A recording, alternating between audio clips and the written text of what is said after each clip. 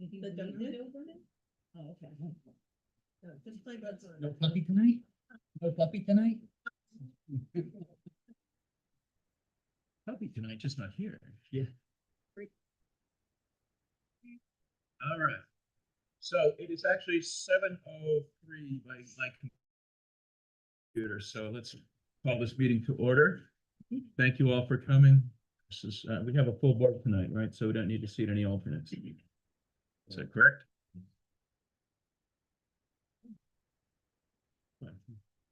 So I'm Steve Thornquist. I am your chair. Thank you for bearing with me not being here last meeting. Nancy did her usual capable job on a meeting. And so let's get rolling down the agenda here. Which I have a copy right here.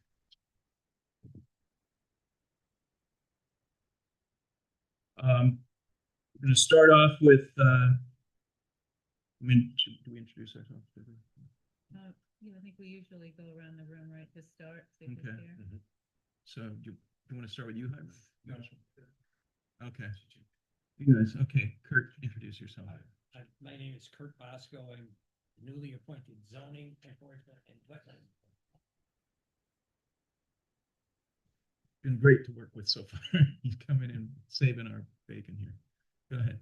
Brian Fournier. Adam Carrington.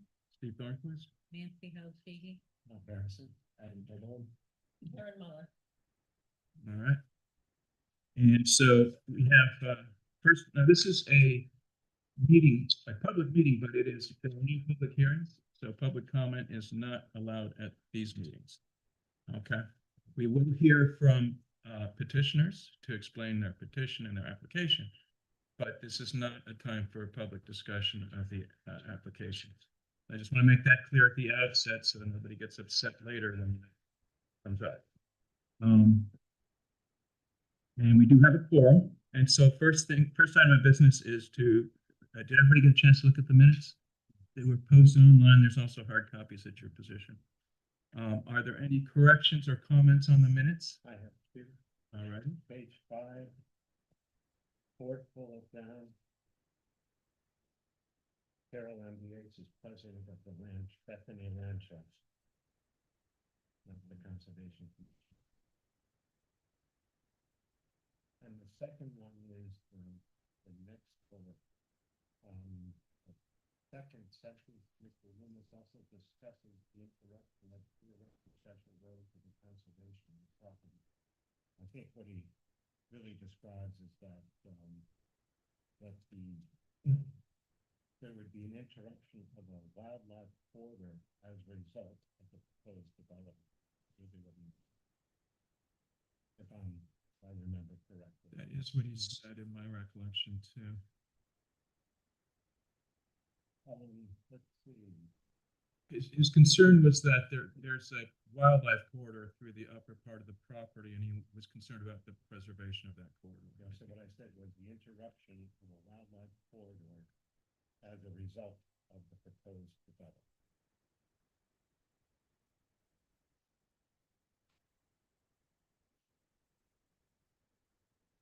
You had another question? Proposed to.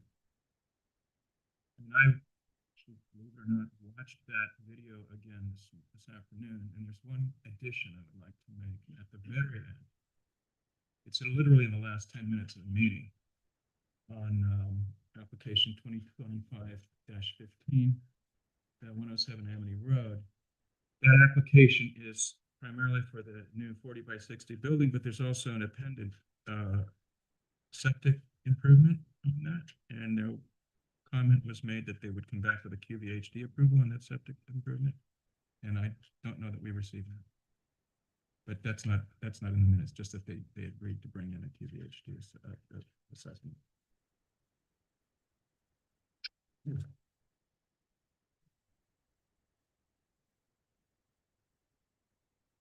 All right. So with those corrections, are there any other corrections or comments on the minutes? Is there a motion to accept the minutes as presented? As amended? No? Yeah. We have a second. All right. All those in favor, aye? Aye. Opposed? Nay? No? All right. So it's adopted. All right, publications, there are none, as I see. Correspondence, there's none to report. We have an invoice from Hiram Pack for January, which should be on your, in your materials. It's for $2,000. And so we need to accept that. Right? So is there a motion to accept that? Make a motion to accept the invoice for, Is there a second? Second. Any discussion? All those in favor? Aye. Opposed, nay? All right. And there's no public hearing scheduled at this time. I do want to make one addition to the business because, Kurt, are you prepared to talk about the zoning applications you have signed off on as meeting? Because we usually report on the activities as a zoning enforcement officer. And at the time we were drafting this, I actually wasn't thinking about that. Oh, I've signed off on many. I'm not prepared to give you a Rundown? yeah. Fair enough. I didn't mean to. Next month I will. All right, let's do that. Okay. Thank you.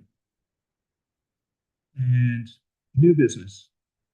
We have an application from Jennifer Kravinskas at 12 Emerald Lane. It's an R65 zone. And that application is to create a three-car garage adjacent or attached to the current residence with a one-bedroom apartment, accessory apartment above.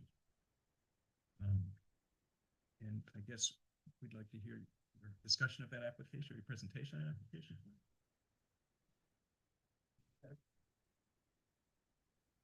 Okay, we need to set a public hearing date. Okay, thank you. Sorry. Then let us, are you prepared to do a public hearing on that at the next meeting in March? That will be the first Wednesday of March, which is the 4th? No, 4th. All right. So we've set a public hearing date for that. I move that we set a public hearing date for March 4th for the application of 12 Emerald Lane. And is there a second? a second. All right. All those in favor? Aye. Opposed? All right, we're good. Now we're back to the business from last meeting, which. Thank you for coming. Thank you. Now you will need to present at the next one, as you know. Yeah. Yeah. Yeah.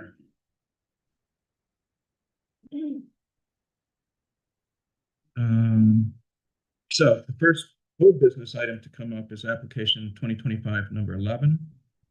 The TSC Properties LLC at 211 Cheshire Road. There was a lot of discussion about this at the last meeting. And so does anyone want to begin discussion of this now? Is there any board discussion, commission discussion on this? Any further concerns or discussion you want to have? I'll go. It seems that during the public hearing, a number of issues are raised. And for the most part, from my understanding, my opinion, most of those were satisfactorily answered, including what will be stored there, questions about outside storage, the traffic concerns, I think, were adequately addressed during the presentation. I was able to take a site walk last week because I wanted to see just what it looked like in terms of where the buildings would go. And I also was curious about the 400-foot section that was north of the buildings to the border, because that was the subject of discussion, proposal to suggest that it become a wildlife easement. And having looked at that strip and seeing the topography of the land, it would seem to me that the 400-foot strip would be adequate enough for wildlife to pass through if they were passing through, and couple that with the proposals that the lighting for those warehouses be motion activated.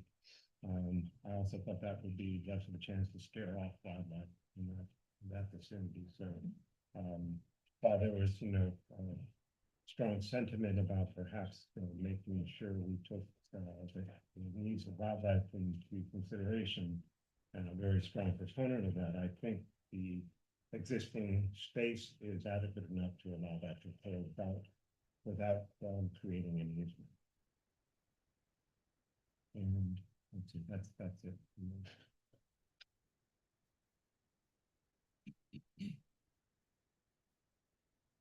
So, yeah, there are a few concerns that I had about it, but I mean, the application's been pretty well developed in response to questions and concerns of the commission. The lighting has been changed to downward facing lighting, and we just want to ensure that light leakage at the border of the property is essentially zero. Okay, so just as long as that is adhered to.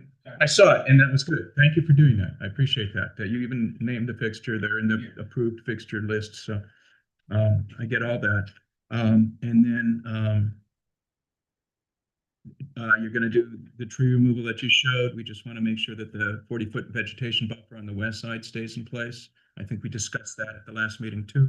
And that any disturbance to that area when you're grading, that you just maintain the 40-foot buffer when you're done.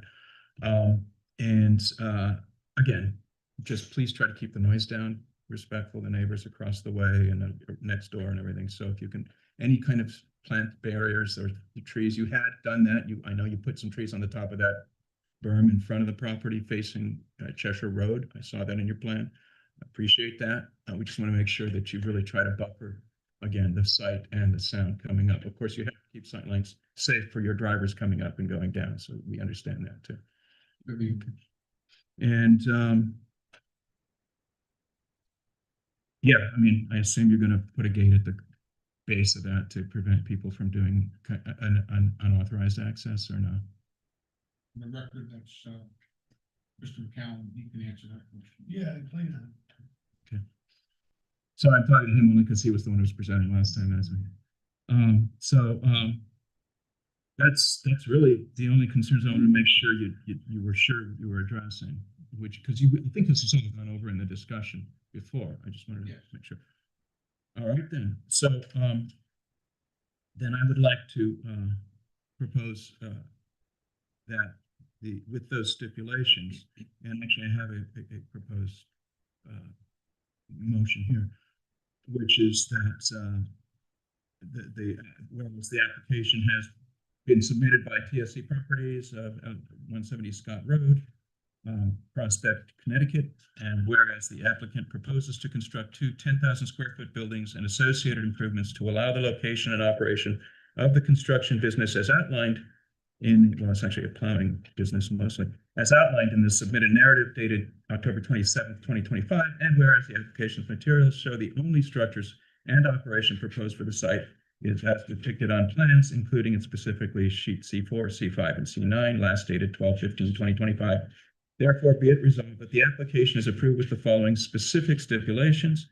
All requirements of the QVHD are to be met with regard to the location, construction, and continued operation of the on-site well and septic systems. All necessary improvements as may be required by the town engineer and the town Department of Public Works are to be properly installed and continuously maintained so as to ensure safe access and egress for the driveway to the operation.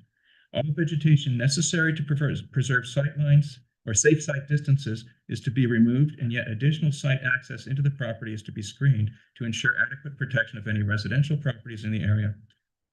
All outdoor lighting is to be installed in such a manner as to prevent, to the maximum extent possible, light spillage off the property. The submitted photometric plan is to be adhered to so as to ensure that 0.0 foot candles of light is met at all property boundaries as shown on the submitted plan sheet C9. In addition, if light trespass becomes a problem after the outdoor lighting is installed, the town reserves the right to have the CEO inspect and require any additional shielding of the lights as may be required to prevent light trespass. All tree removal shall be done as shown on plan on sheet C9. The 40-foot vegetation buffer on the west side of the property abutting the construction yard shall be preserved. If this area is disturbed during the site grading, the applicant may be required to replace vegetation so as to maintain the 40-foot minimum buffer. Property owners to attempt to minimize to the maximum degree feasible any unnecessary loud noise which may travel off the property. This attempt is made with regard to the fact that the business is located in a B&I zone, but is an attempt to minimize any unnecessary off-site loud noises. The commission also suggests that access to the property be adequately secured by an appropriate entrance gate to prevent unauthorized access to the yard during non-business hours. The applicant is to ensure that all proper erosion and sedimentation controls be installed and maintained both during and subsequent to construction to ensure the roadway remains clear of sediment. The applicant is to submit architectural plans to the zoning enforcement officer prior to applying for a building permit to ensure the buildings meet all zoning bulk requirements, including height, coverage, and all setbacks.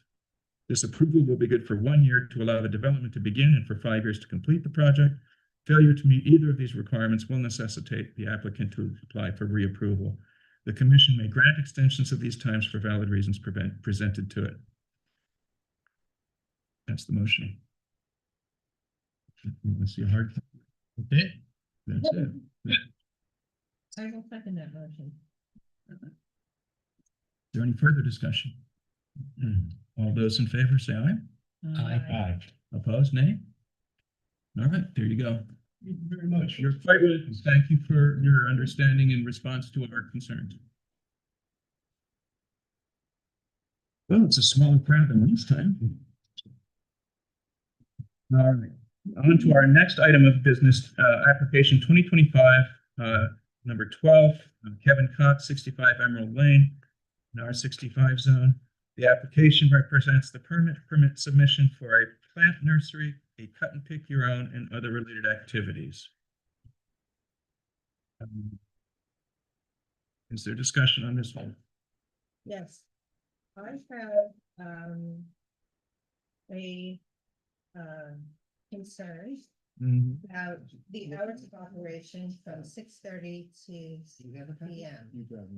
So when, I asked the applicant, why so early, he said that, and I'm saying this verbatim, because his neighbor would rather have the hours listed earlier so that he wouldn't, get in trouble with the neighbor. To me, this seems like if we approve it with these hours, the way they are, this gives him the liberty and the freedom to open up at 6:30 every single day. And it wouldn't be just a passing once in a while kind of thing. It would be always because he's allowed to do so. So I have great issue with that. My second concern is, the traffic that may come into this pick your own on a, dead end cul-de-sac. I greatly appreciate the right to farm, and I think it's great that he's planting trees and everybody loves the Christmas spirit. However, he did address the parking and the, facilities. But it's just, and it's only one time a year, so I guess, but that's just my little concern. About that, The hours I'm really, not, especially since people were having issues with noise, with the applicant already. all right, so the congestion, even though it may be sporadic, and the hours. Okay. Any other discussion on this? Yeah, so, all right, I was just gonna make note that just in terms of my consultation with, I guess, the Connecticut General Statute 1-1Q and what's in the Bethany regulations for definition of farming, I do not believe what the applicant is doing on the property with regard to the wood processing, wood splitting, preparation for sale falls underneath farming. It's not wood from, he's not clearing wood from the lot, which I think could, pass for farming, or what's here. He's not clearing trees that fell in a storm. He's bringing wood in to process and then to sell. So to me, that, I don't think, I think it's pretty clear that that doesn't fall within the parameters of farming as defined in the regulations. I have the same concerns. In addition, I have concerns about the soil operations, where apparently from what I understand, soil was being brought in to be processed there and screened or whatever, and then removed for sale. I know as part of it's going to be used on the premises for growing his crop, but not to the point where it should be removed. And in fact, I would suggest that one of the conditions of approval is that both those operations cease, and that we determine a time period that's acceptable for both the applicant and the commission as to when those logs should be removed. And then there's a portion of the driveway that currently has logs stored, and I would suggest perhaps adding some screening plantings there as he had on the eastern border of the property, eastern border of the neighbor's property with his farm.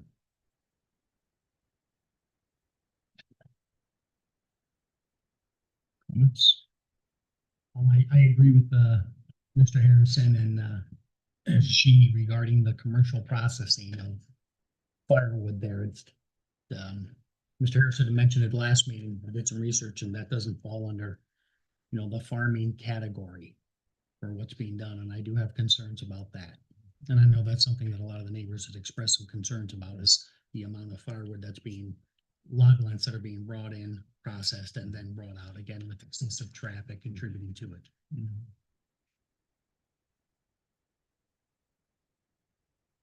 Oh, Brian, actually, you're not seeing it.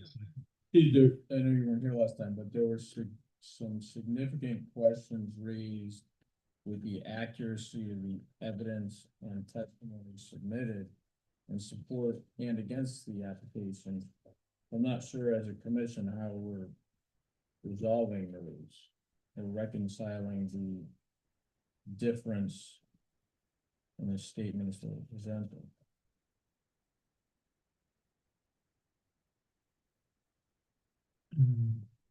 Wasn't here for that. I have to agree too with what you said, Val. I think the log processing is, again, by every definition I tried to find in the zoning regulations and in state rules. To me, that's not part of farming. You're supposed to be able to deal with incidental wood, wood falls, wood you harvest off your own property. If you have a large forest, you can log it and process the wood. But this is not a forestry operation. And so I think that needs to stop. I do think I have concerns. I mean, some amount of bringing in topsoil, piling it, stockpiling it, and then using it for your farm operation is allowed in a farm. However, bringing it in, making large piles, and then blending it and then moving it out again to sell it is not part of farming. Again, that is landscaping. And so, pressing the line is one thing, crossing the line is another. The rest of that cut your own tree, the growing plants there, even if you're going to then pull them up and sell them somewhere, that all is farming, right? Even greenhouses are farming. Even if you don't put the plants physically in the ground, they stay in bins or above ground beds or in pots. That's farming. So that I have no problem with. So I again would be willing to approve the grow your own and all that stuff if there's a stipulation that the logging be removed and not conducted on that property, that it be visibly screened. Although he has on the plan, if if the logs are removed off the driveway, I don't see a reason to screen the driveway per se. Well, he has screening for the neighbor on the neighbor's eastern border and his western border, and this would be the north-south border. That seems to me that nothing was planted there because there's logs in the way. Nothing. When he removes the logs, will that be as big an issue? Is my question. I'm just considering. I mean, we can consider that. We can take a vote on that as a stipulation too. But again, I think if he's going to have people there trying to pick their trees, I think the addition of the porta potties, which were in the final revision, I think makes sense, right? Because I mean, you bring a family somewhere, the kid's got to go right as soon as you. So you need something for that. If you're going to have any crowd people there, and frankly, picking Christmas trees often brings whole families. So I think that was reasonable, and all the rest of it, I think we can deal with and accept. But those things, I think, I agree with you. Is there anyone Also, I would ask, council and staff is the commission interpretation of the farming, statute correct? Because We don't have positing- counsel here today. It's just discussion so far, okay, and I'm listening carefully. I have a couple of questions about some additional clarifications that Brian just brought up a moment ago. But the findings that you come up with, as long as they're based upon fact and in good shape. Mhm. Okay. And, I can read sections of this, which, they do have 1 Q here. cited, yeah, Yeah. which is so- the state definition. Yeah, that's the Mhm. state definition. Right. And then we have in the front matter here in section 2, we do have some definitions. Mhm. that are I just want to make sure that Yeah, our interpretation of what that doesn't mean Mhm. is correct. All right, we'll let you go off the rails. Okay, Yeah. that's good. We'd appreciate that. Yeah. And then the hours, again, I think that Mr. Cox is not here tonight, right? Because I guess the question I would say is, could he live with an 8 o'clock start time in the morning? There's no livestock. Why are you getting up at 6 o'clock in the morning to cut trees? As he points out, he's gonna have some equipment there that he uses there that he's gonna need to move to offsite sometimes. Yeah, And he'll- Sometimes, so if you do that on occasion, then your normal hours are 9 to 5, and you do that once in a blue moon, I'm sure that's not. And then that's enforceable, but if you do that if you set the time at 6 o'clock, then that is what he's allowed. I to, see what you're saying. You know, Mhm. So, yeah, so what would you guys consider as a reasonable start hour if we were gonna try to set that stipulation? I mean, keeping in mind that he is trying to run a business. And like, What time does the detail operation start? I don't, I'm gonna find- To me, I would suggest that it'd be if it's not, too early, that that we at least look to that for guidance to determine when the other facility should be. well, playing devil's advocate here, he would want to move stuff from there to his new other business for start of business. Of course, he could do that the night before. So. Yes. that's it. Okay, so this, Yeah. he opens it. my, the internet is never wrong, but it says opens tomorrow at 9 a.m. for what Okay. that's worth. So Alright. we can call it anecdotal, I guess. No, it's information that we can back up, and I'm glad you read where you got it from. These could be also winter hours where landscaping and things of that nature are not being handled as aggressively as they are in the spring, summer and fall. There he is. Oh, better than the internet. Yeah. Mr. Cox, we are discussing your application now. All right, another town meeting, I was at. Fair enough. This is not a public hearing, so we're not gonna ask for a lot of comment, but I do want to ask you a question. There have been some concerns raised about the logging fitting the definition of farming and about the amount of soil going in and out again being not farming, but soil preservation and just storage. Okay. And so we're gonna probably put some restrictions on that, as in stop the log processing and limit the dirt to what you're gonna need on property. The other thing we were wondering about, there were concerns about the hours of operation starting at 6:30 in the morning. Would it be greatly injurious to your business to start at 8 in the morning? 8 doesn't work Every day of the week. every day of the week. I mean, we're talking 8 as a regular practice, and occasionally if you violate it. It was, that's the hours that we needed. Right, but if we set a set of hours for the worst case, then there's, It's just the hours. yeah, then it's the hours. Certainly, that we have that, agreement, but if you say I can't go there till 8 and I go there at 6:30, then I'm gonna get a complaint.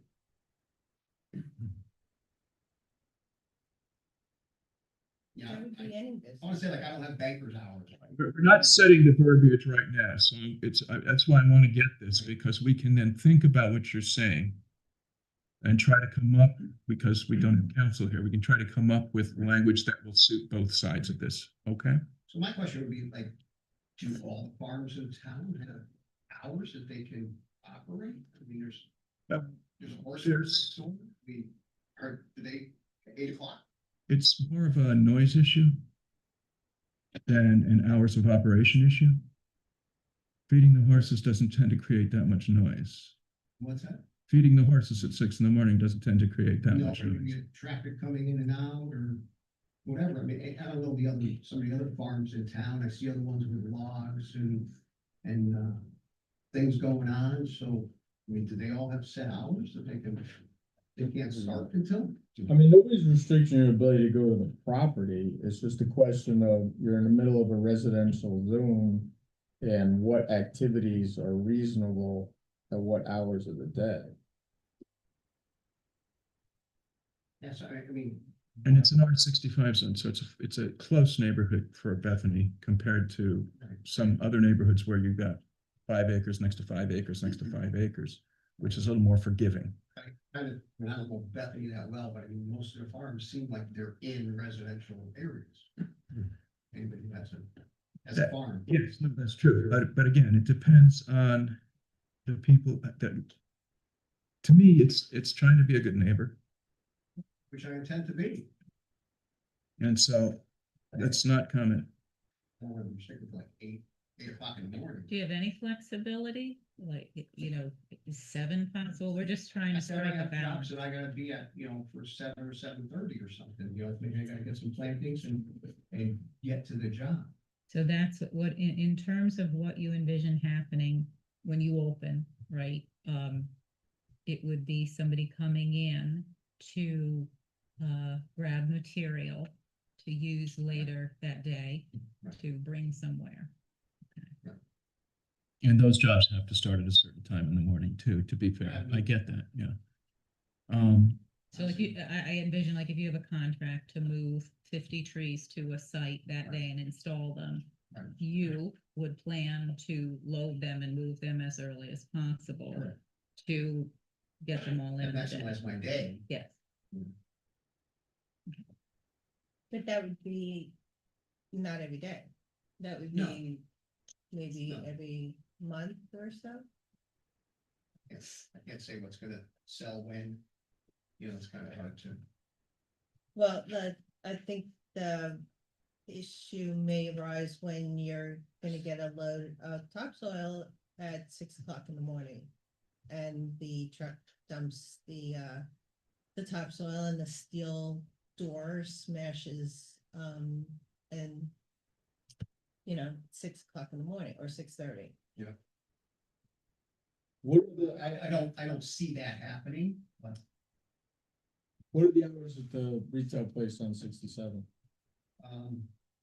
depending on the time of the season, 7 in the morning until 5, 6. So Like, I appreciate this, but Brian, you're not seated.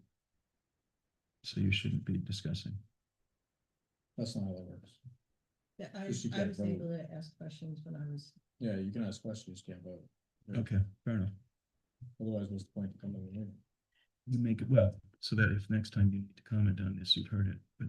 Hiram has the comment. Okay. Mm-hmm. Okay. Mr. Chairman, If there are no other issues other than what's been described so far, and the commission, doesn't have any additional issues, I'm happy to craft a motion for you for your next meeting.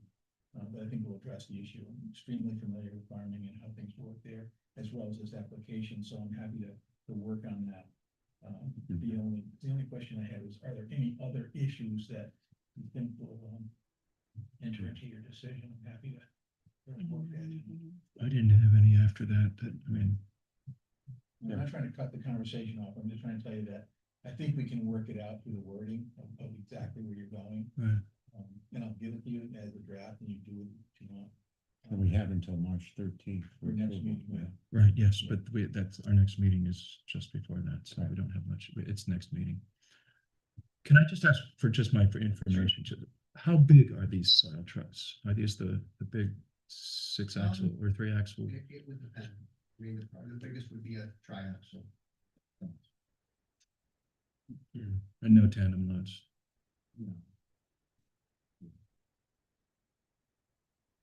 And so, I mean, it's not a retail business there, that's, kind of explain that, it's more for stockpiling the material and growing the material, and if I need to bring a customer there to look at some other product, because I don't have, 10 of them down at my nursery, but if they don't like the 2 I have there, they want to come up and look at the other 10, bring them up there, but it's not gonna be people coming in every day to buy stuff, it's not. No, that I get. Well, Holes, It's more for storage of material. Why can't you have your deliveries come during the normal day? Right. When they would wanna deliver anyway, that's gonna be. one of you the get some issues to you. product delivery, like say, the trees and stuff, they're coming from down south. They might roll in Right, later in the day anyway. or early in the morning if they're trucking all night. So there might be a truck there. yeah, if it's a long haul truck, they may get there early. That's true. And most drivers have sleepers and they stay in their vehicle until the They time they show up. for lunch. Right. Yeah, so, I mean, I do understand that. I just try to do this, thread the needle here. With the biggest complaint being noise, the hours of operation, I think, is a sticking point. Can I ask about the noise? I mean, like running a chainsaw, is there a noise ordinance in town that you can't run a chainsaw on the property? There's not. There is not. So I mean, the big thing about all this noise, so to speak, that there isn't a noise ordinance. Why is that? To be a difference between commercial and personal applications. So is there one or? No, but if it's a commercial application, you can bring yourself up to more significant complaints, which will be brought before us, where if it's just a personal application, usually it's neighbor to neighbor, or perhaps gets brought up to something at the town hall. It's just a different volume. Volume and persistence, I would say, is the issue. My neighbor fires off his chainsaw. He doesn't do it before 8 in the morning, thank God. Yeah. But it's a weekend a month, right? Right. And for a while, the guy down the street was bringing in triaxle trucks to fill in a divot in his property.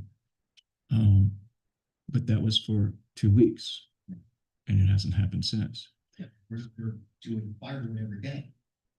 We did some in the summer to get it ready for the fall season when things were slow.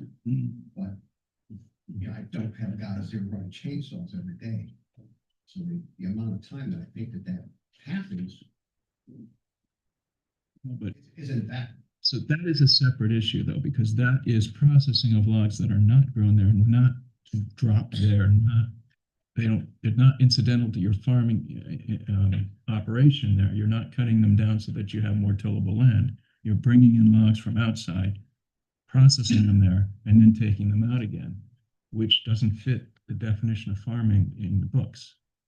That is a business processing wood. So that is not under your farm exemption, and it is not a business and industrial zone. That's why we are objecting to that piece. You weren't here for the discussion on that, so I'm not lecturing, I'm telling you, I'm trying to bring you up to speed. Yeah. And so that's the beef with that, not the noise per se, although the noise is part of that. So there's a guy down the street. He brings wood in, splits it, palletizes it, has a sign out there for sale. He's doing it out of his property in a residential zone. It's not his application. That's okay. It's not his application. And if you don't like that, you can certainly bring a complaint and we will look. It has to come as a complaint, Mhm. but we're dealing with your application. And your processing does not fit that requirements. So the other thing, a discussion about is we would like to see that operation cease and the remaining logs removed. What kind of timeline would be? Thank you, I forgot that. We're trying to come up Why with like something. processing them out of there? I don't have another spot. They can do, At some point, they're gonna have to process be. what I've got there and get it out of there. And how long would that take? If the weather's good. A week or two. Hiram? Yeah, I think this is a matter for the commission to decide. I think, the hearing's closed. The back and forth is not gonna help anybody, to be honest with you. Sure. So I think once the commission decides whether moves from 30 days or 60 days or 90 days in a reasonable time, I think that's probably the way we should approach it. I'm not sure to make too much headway the other way. Okay, fair enough. Thank you. Any other questions or concerns? All right, then, so we will we'll make a motion next meeting on a decision on this next meeting. Okay, so at this meeting, the minutes will reflect that the commission deferred making a motion until the next meeting. We'd like to hold this over till then. Just one quick question, I mean, Brian, you mentioned something about other items that were not represented as accurate. Any specifics at all that you wanted to mention, or just in general, they've been covered? What is specific I remembered, I just making the point that there was a lot of conflict by what people in the audience said versus what the applicant said, and obviously nobody's under oath. And we're not doing any independent investigation to resolve those discrepancies. So, I mean, it's just part of the overall consideration. Okay, thank you very much.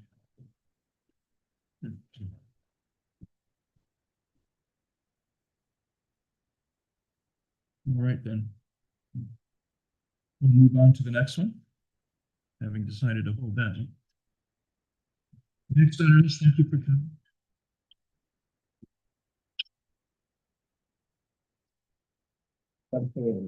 This is application 2025-009, Hopbrook Storage LLC. William and Wendy Grieger. This is 43 and 51 Russell Road, which is a combined lot on Russell Road. And the application represents an after-the-fact permit submission for commercial use of a unit that existed under prior ownership. The submission is intended to bring the property into compliance with Connecticut General Statutes F8.3F and with Section 6 and 9 of Bethany zoning regulations. I'm Bill Grieger, and my wife owns the house. Regarding that, the application, we put it in a couple months ago. And the other thing is, one person complained about every single building we have. And the fire marshal went through every single building. They're 100% compliant and up to what they were built at. This is not a public hearing at this. No, this, you're aware that that was taken care of because we had to certify 64 people. The commission asked for it and we did what you wanted. Okay, thank you. We may ask you some questions and you're welcome to respond to those, but we're not there yet, so don't leave yet, but. Anyone want to comment on this? This is one of two applications regarding the same property for two separate. Wondering if staff could give us a history of this issue. This is 009. I have to ask, if this has been on the agenda for a little while, and I think that one of the reasons that it didn't get resolved previously was, I think the history of it was a little bit unclear, put it that way. So if the applicant can explain to the commission in these three situations here, why we're in this particular situation and what the reason for these permits is now, that may help him get to where he needs to go. I have two. You said three? Isn't there three also? No, 09 and 010. Oh, sorry. There's another new one, and then there was, I think there was something that was resolved and dropped off the list back in July, as I went back through the 12 is a history. different location. So. Yeah, 12 is a different location, number 13. Actually. Yeah. All right, so can you explain a little history? That was a request that time. When we purchased the property, the suites, we did some research and I thought most of them, the people have been in there when the building was built. So we thought all the permits were good. And then they found some permits, Lena, that were still good. Mhm. I think there was 2 tenants that they couldn't find the paperwork, so they applied, paid the fees for it.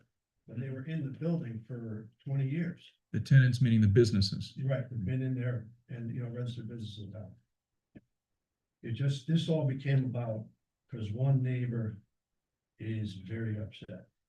I gather that. What was the issue with the two tenants and are they still there? Yeah. Continuing? There was no issue. They couldn't find the permit or, there was no permit or they couldn't find the permit. So that's when we did the after the fact permits, to bring everything up to speed and everybody's in compliance. And this is two parcels combined as one, correct? That's correct. All Yes. right, and what are the two tenants, if you just clarify that? One of them was Nurko, which is Steve Barnes. His dad had a. What does NERCO do, if I may ask? It was a machine shop. Yeah, it Okay. was a machine. Was, you're saying was, is it no longer? It's, No, it's still there, but his son just keeps the machines there. His father passed years ago, and it's like he can't part with it. Really not. So it's an idle machine shop. yes. And the other one, And it was there since the building was built. Yeah, no, that's, the other one was, Eric Davis. He is one of the kind of newcomers, but he has been there. When the Sweets owned the property, he had already been established there. And then when we bought the property, he stayed on. as a and when tenant. did you buy the property? What year was it?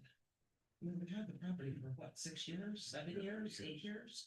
And the zoning only came up now? Because. Well, because there's a disgruntled neighbor Okay, that has a problem with everything that we did. And Lena found some of the ones that was up to how they should. uh-huh. Because the Swedes, before they sold the property, came in front of the board and kind of did the after the fact too, because I guess, you know, back when they built in the seventies, the laws weren't their requirements. So they had it like 99% there, and we were unaware of this till this brought, and then Lena and the committee asked us Mhm. Yeah, just do the permits. get the permits, you know, and we did what you asked. Okay, What type of work does Mr. Davis do on his property? He does art. He makes furniture too.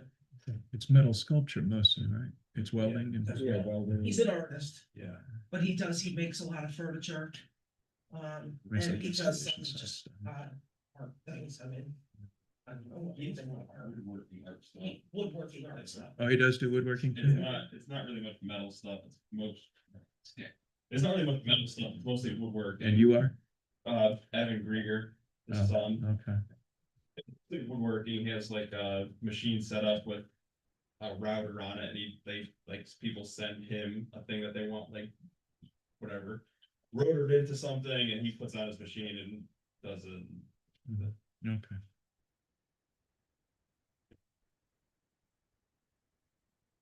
So what are we permitting with this after the fact permit? Because it's not clear to me.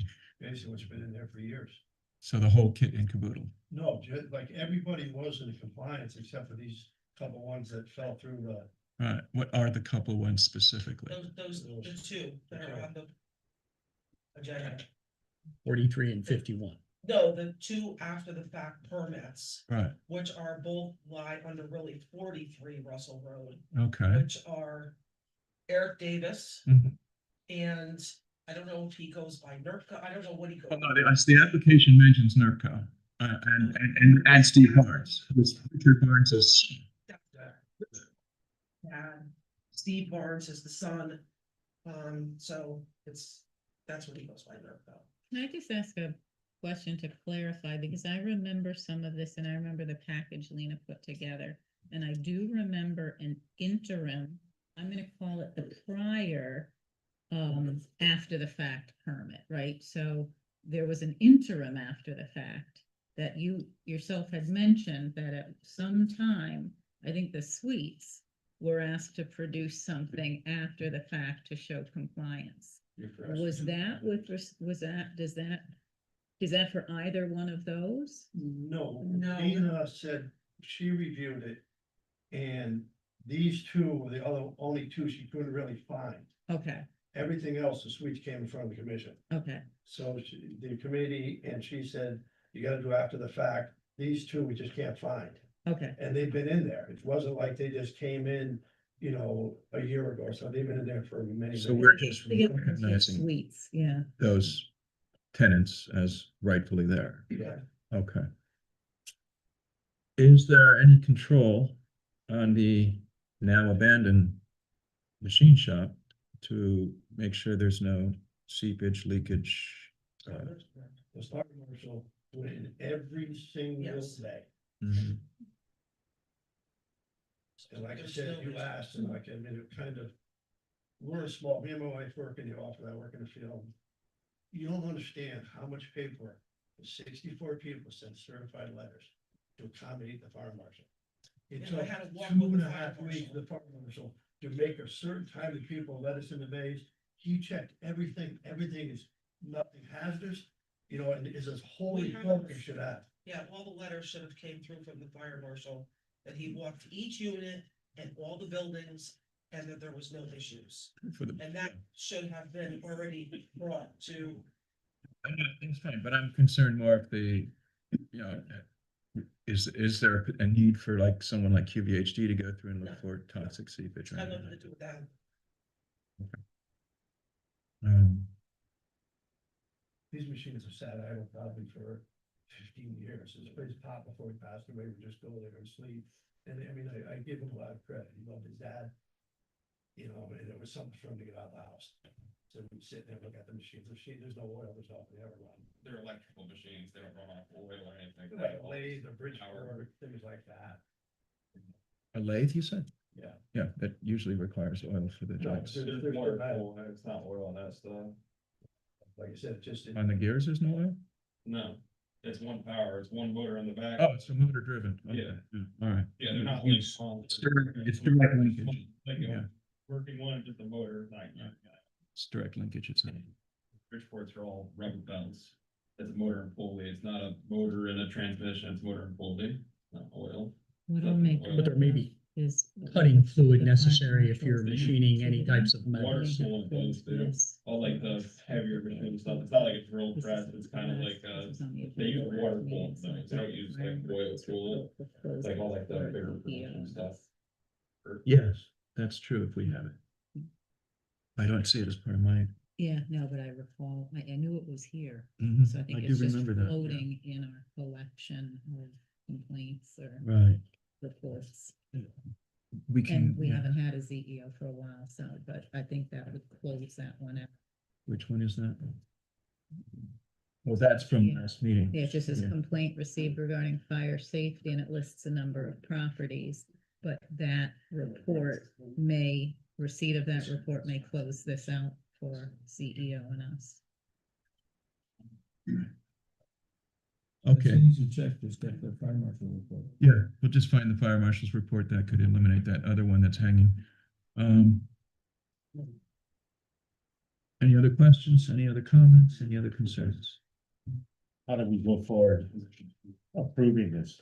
Mr. Chairman, two questions. I just want to make sure the applicant could state on the record, the uses have been there for a minimum of 6 years and probably 20 years. Is that correct? That is correct.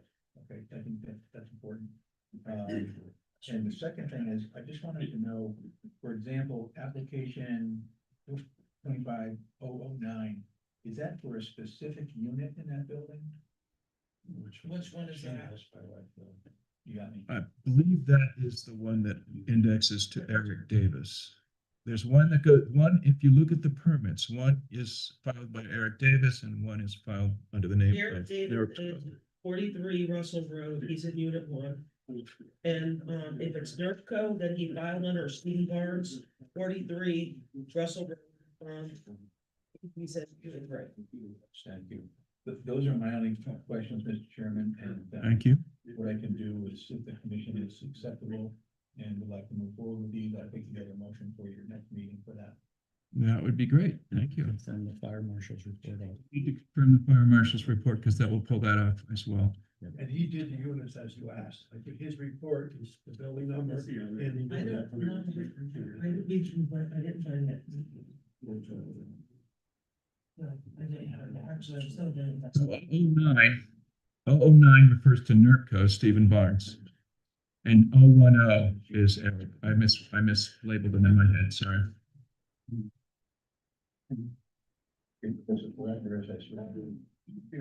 I'm trying to read descriptions. The chairman said that 009 is Barnes. I'm looking at the permit application that you guys filed. 009 is NERCO USA LLC, Stephen Barnes. Yep. And then that would make 010 Eric Davis. Yep, okay. Thank you, Mr. Chairman. I knew I had seen it somewhere. I just mixed them up. All right, so let's put this one on hold until the next meeting as well. We'll have a decision at that time. Eric, by the way, is ICH. Well, let's talk about the next one. He's kind of addressed both of them at once in terms of the questions I had, but we only did bring up 009 for discussion. Let's talk about 010 then, if you want.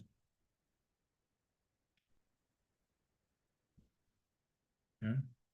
I don't have any questions. To me, it seems like that these businesses have been established and they're just trying to cross their T's and dot their I's on this stuff. Which I would appreciate greatly, so. I So I think you've answered the questions we had, because the questions we had essentially applied to both. And they're kind of the same item of business, as you pointed out. All right then. Can we move on one and not the other, or do we still need the fire marshal report for both? Well, no, the fire marshal is actually kind of, independent. it's an independent separate issue. There was a complaint from December pending, and we need the fire marshal to clear that. Karen, what I'll do is I'll work with Curtis, make sure that everything's tight, and prepare a short motion for your next meeting. Perfect. All right. Any objections to that? Then let's move on. Thank you. Yeah, this next one is also William Grieger, application 2025-013, 12 Sergeant Drive. Now, we're gonna talk. Then we'll call you if we need more information, okay? So stay there, stay tuned. This is 12 Sergeant Drive, application represents the permit submission for the reissue of previous approval for the construction of a commercial building. Are there any concerns or comments on this from the commission? It was there as the last meeting regarding the time period expiring for the previous approved plans. I don't recall what the details were on this, in terms of why they're back, but I don't know. Is this for a building, placement of a building? This wasn't done with last meeting. It was on the agenda. This was the agenda. Years ago, and they Yeah. never built it, so That's they can So they say, reissued it. they wanna try and do it now, but it expired long ago. It's years, correct? Yeah. Yeah, I think it's the last time this was approved was greater than 5 years ago, if I'm not mistaken. Oh, excuse me, last meeting when we were here, Uh-huh. they asked, just a quick, what's going on? Mhm.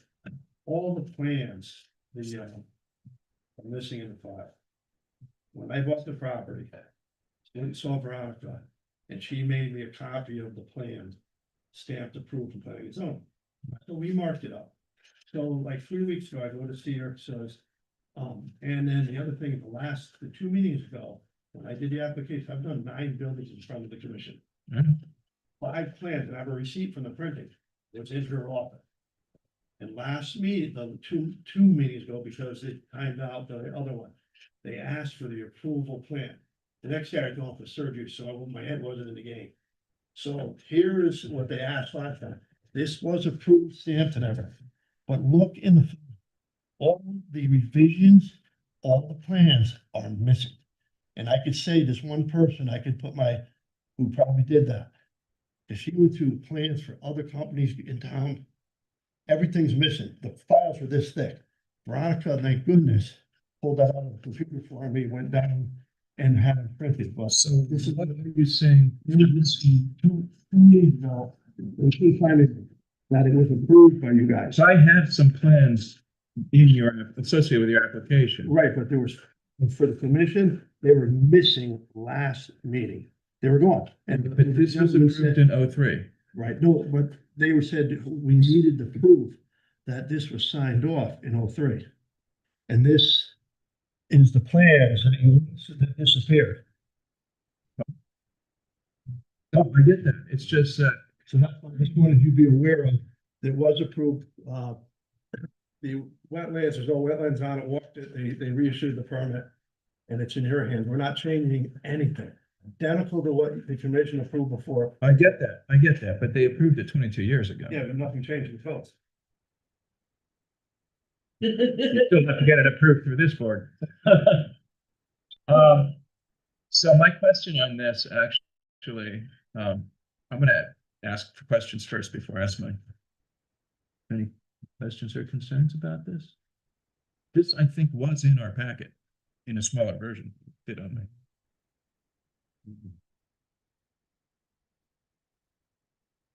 Now, there's woods depicted on this, that when I drove by the other day, I didn't see any woods. I noticed a lot of trees have been cut recently. The big trees we didn't touch. That was, this lot was clear 20 years ago. Yeah, but this is right behind the Shell station, right? Right. So there's a lot of fresh stumps there. I talked to Lena Pryor and said no wetlands, everything we can clear.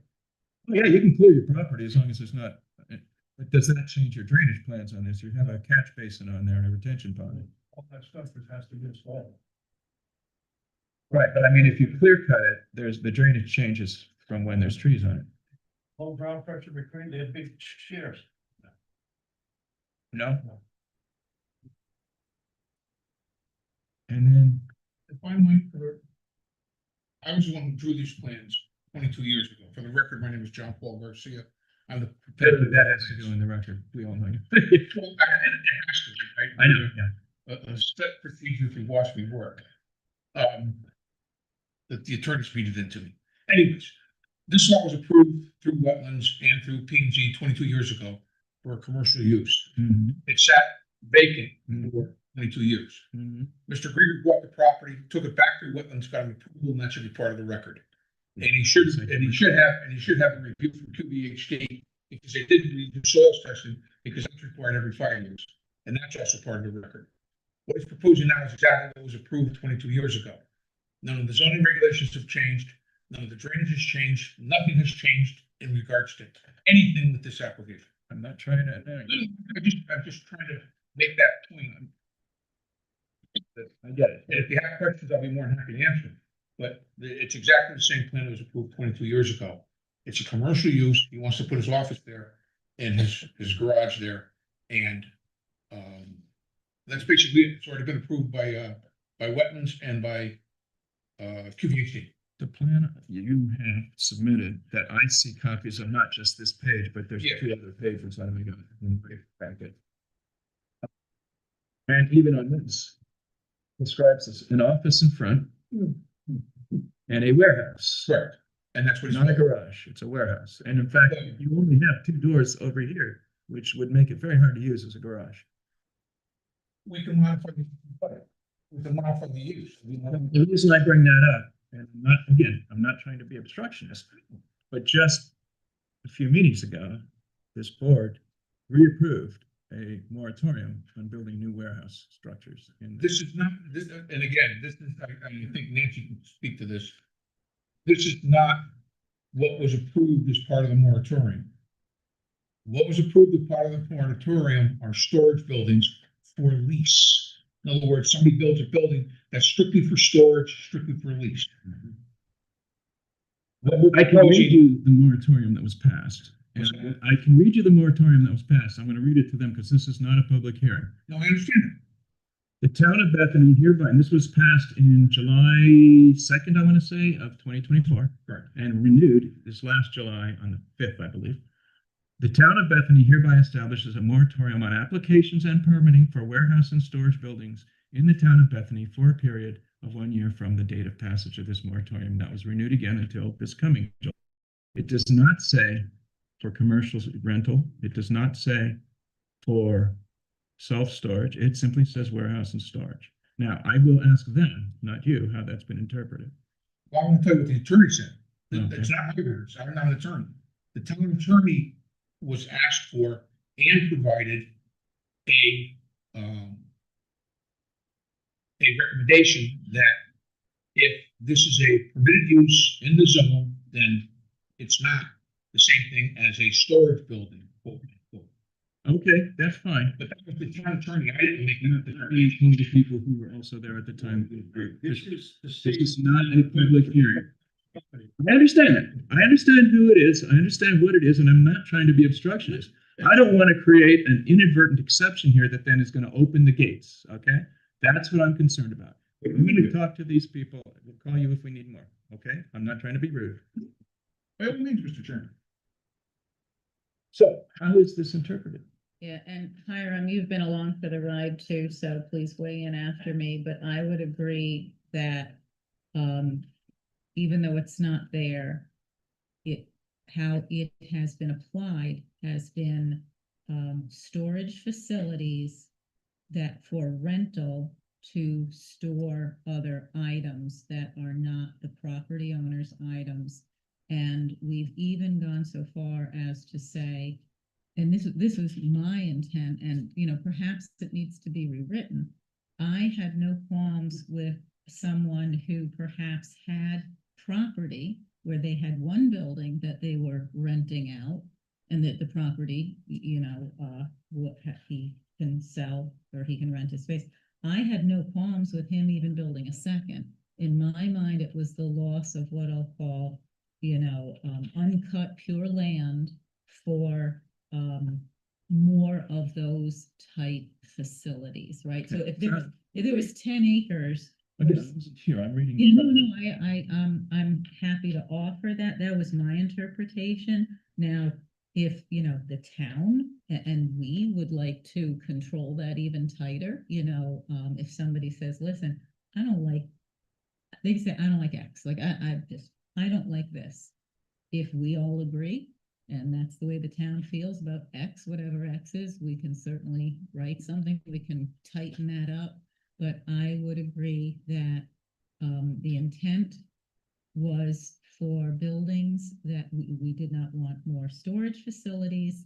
And like I said, personally, even though it might not be reflected in the actual writing, I had no qualms with an existing lot getting a second one. I just didn't want to lose a piece of property that could be a commercial, could be a restaurant, could be a coffee house, could be, even a B&I, a light industry or something. I just didn't think that I didn't think Bethany needed more sellable storage. Right, more That's dead me. spaces. A lot of it aligned with all, we're still trying to work with EDC, we just don't wanna go giving up all unused land. There just seems to be a run very Right. quickly. Okay, That's no, all that I'm Mostly saying. was our concern. So you're verifying that this was intended, That was the and spirit. it's how it has been interpreted over the last year and a half. Yeah. Because I don't want to change the interpretation now without revisiting the whole issue. So if that's how it's been traditionally interpreted, I'm fine with that. Even the last applicant that we just approved has 2 metal buildings that are going up. And so it's for his own use, and he's storing his equipment there for snow removal. But that is a garage facility more than just, that's an ongoing business. Those are parts of the business being conducted out of that space. To is also have that under business. I think it was in the widest possible interpretation of that. I even went to Hiram and said, when the Cheshire Road application came before us, I said, like, in its I remember. widest, most broad application, are we okay? And we had discussed how this was really meant to hold, even temporarily, proliferation of more commercial storage Okay, facilities. because I do remember that being a key point for 211 Carrington in the discussions that I watched on the Zoom, the unending Zoom. Yeah, it was discussed at that application. So that's this is how it's been traditionally done. I didn't, again, I'm not trying to be a specialist. I just don't want to leave the door open inadvertently. You have a valid point, Mr. Chairman. And I think I would just suggest that, if we have something from the past town attorney, previous town attorney, I'm not sure if that's in the record or not. If we don't, in order to just make that really clear to the commission, what I would suggest is that we just run this by the town attorney before the next meeting, to be honest with you. Yes, I agree. I was gonna make the same suggestion. This is based upon, an opinion that, was brought before the board prior to this constitution. We may be right, maybe wrong, I don't know, but I think that, it brings up a lot of good points, and I would just simply say, the new town attorney can take a look at that, give us an answer quickly in writing, and we can put that together for the next meeting. That was the spirit of the moratorium, and perhaps we need to make it more narrow. I think it comes again in July, and that's not that far from now. Well, it is, it's 5 months. I don't want to rock the boat too heavily in the right, especially just having moved into the seat, but I do think this is something, again, I'm gonna follow tradition, and if you guys have that tradition, that's fine with me. But we should probably, come July, tighten that up. And make it clearer exactly what it applies to. Because I don't want someone coming in and going, well, you let that go. Right? And that's what I'm worried about. They bring their attorneys and also.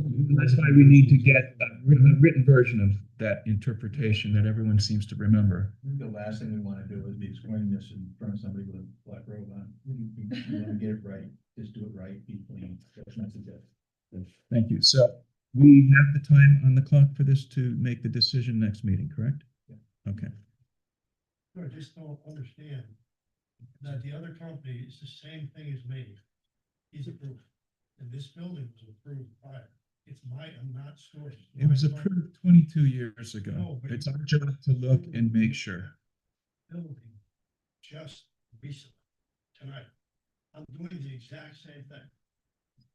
And you know how much taxes? Which building are you saying is the same? On Route 42. Referencing Just that a piece to of Cheshire. excavator bigger than me. I keep my machinery in different days when they're vacant. And we have a house office, so we bought this property, our business, the moratorium is storage, I'm running our business. No one's gonna be in there except WR Grigger excavating trucks and people in the office. So that's the business you're running out of there. You're moving it off of your own property where it's right. And that's where Okay. we wanna put it in, so the moratorium, the town attorney sat down with Lena, when we were looking at this and told her, this is not a storage building. And I'm surprised he didn't give you guys anything in writing. But we have to work on the application we have, not on assurances verbally or anything like that. The application did not make those things clear. Okay, it just says, That surely does. I've been in. it doesn't, I know that. That's, okay, do you not own the other? My point is this, you're right, time out. This is not a public hearing, but the fact of the matter is simply because W.R. Grieger owns this property doesn't mean W.R. Grieger is operating out of this property, and that's. States. I missed that then. Well. But Please read. it says warehouse on there. I wanted to make sure we weren't gonna violate our own. Grieger Excavation Business Operations for Excavation Company. That's exactly what. Put in a. See that? Could we get a copy of It it? does not say anything about warehouse or anything. On the plan, it says warehouse. It's labeled warehouse. But, well, I can here's change the the plan. application. That's fine. That's Oh, it fine. might have been a good idea. That's but- So this was submitted. Red pen or new plan, I don't care how you wanna do it. Let me pull this up because this is not the right. One copies. You need copy. I don't remember seeing No, I think No, it wasn't. Well, what I gave you was not. No, That wasn't. not in what I received. it. Not what I was looking at. That's why I was confused. But so all I really had was mostly the plots, and the plots are labeled warehouse. Well, that's because the file's got. Again, this is not a public hearing. I'm just explaining. We just wanna know there's a lot of missing documents and I I don't. get that. I get that. And we are having to make a decision that is legally binding based on the documents we have in front of us. If some are missing, that is a problem. But we still have to make a legally, a decision that's going to stand up to legal review. So I need to make sure the i's are dotted and t's are crossed. That's all I'm trying to do. What would you like me to turn the thing on? What would you like us to supply you? The question I have is, this is a 22-year-old approval. To hire him, can we as a commission approve it based upon 22-year-old plans if nothing has changed with our, we have that purview? Those plans that were originally approved with labs, they basically. That's what I thought. Right. They don't exist. That's why I'm saying what we're really looking at is an application, current application that works with this definition. How much we don't know yet, and that's why I suggest we look at. Yes, I do have your inland wetlands approval. I have an application that simply reads, reissue previous approval for commercial entity. That's all it says. So that's, and I'm only giving you this information because I don't want you to go away thinking I'm trying to. No, we did the use form that would, they required. All I'm saying is what I have in my packet just says reissue permit that was previously approved, and the plan says warehouse. Doesn't say what it's for. And we have a warehouse moratorium that has been cleared for me now in terms of what that explicitly is doing. Given those three things, I had to ask the question and I needed to find because I can't make those mistakes with this group. I would suggest too, that the applicant, Chairman, that if the changes are gonna take place to the plan or the narrative, the detailed narrative of what's gonna be done there, that you do that, make those changes and get them back to us very soon. Statement of use, Answer to. update all that, make sure it's all updated for us. Yeah. Before the next meeting, before a week before the next meeting, it'll make the road much smoother.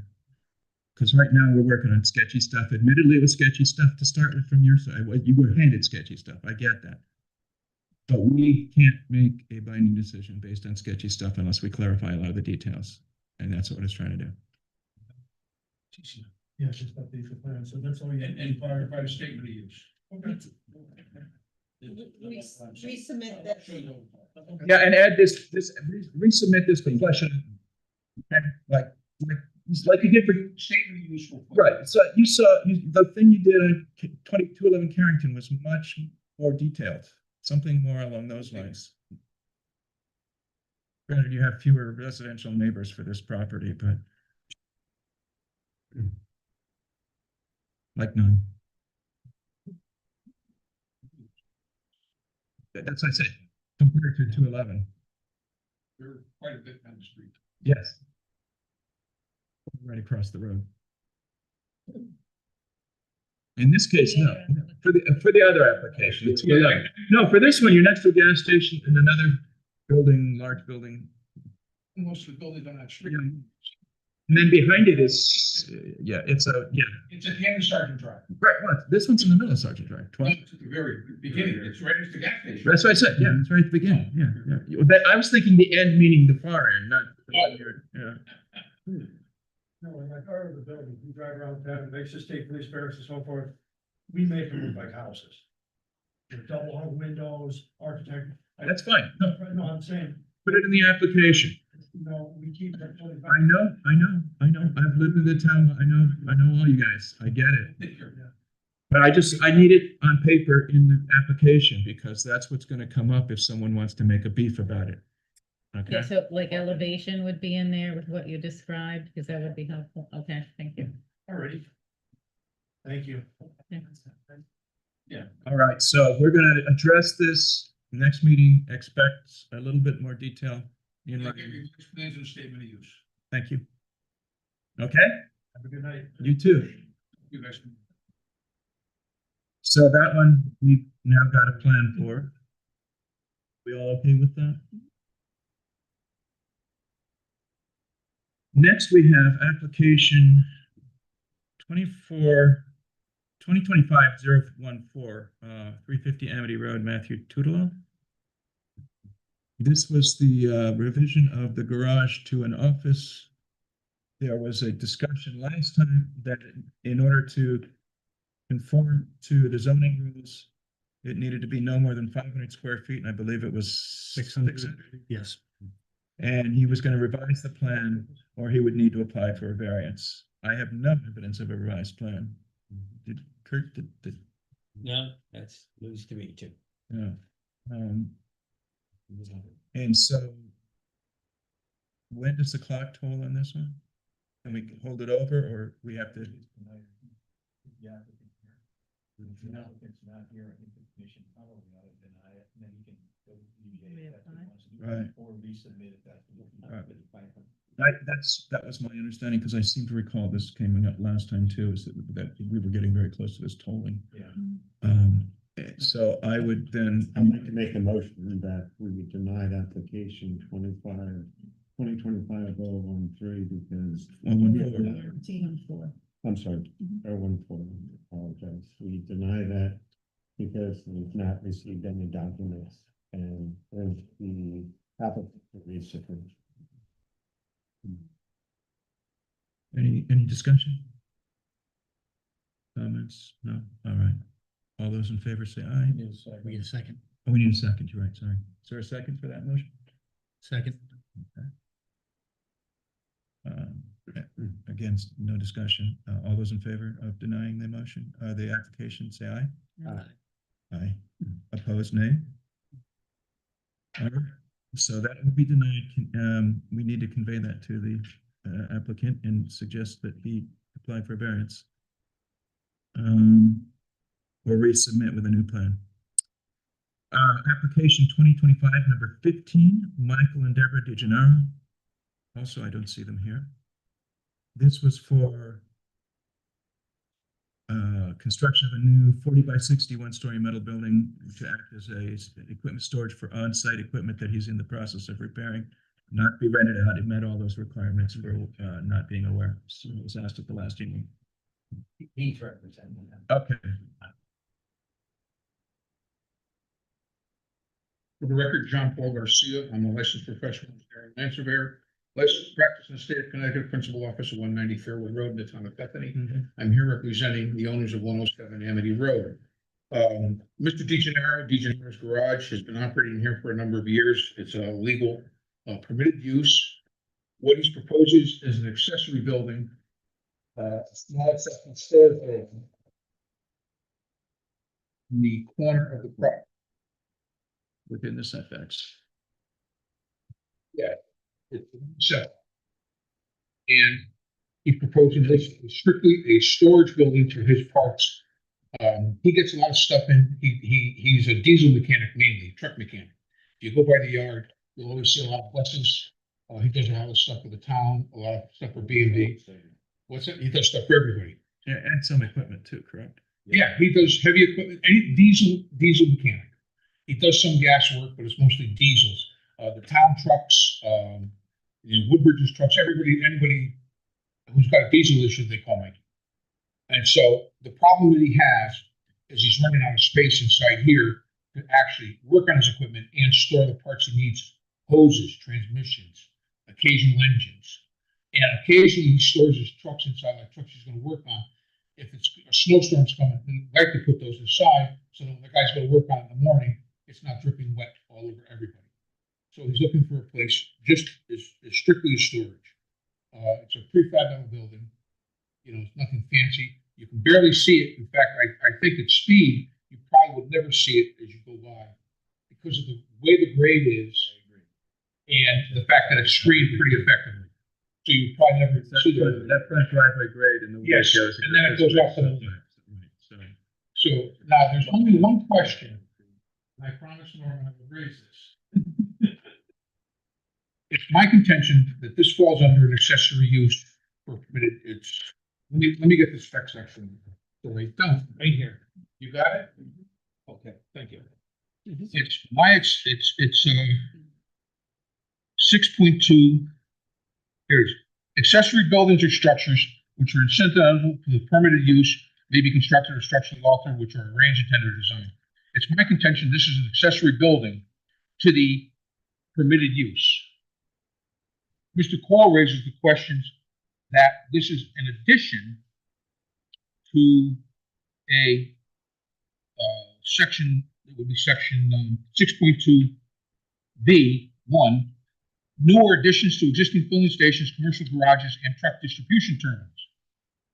And it's my contention that this is not an addition to that building. It's an incidental accessory use to the use.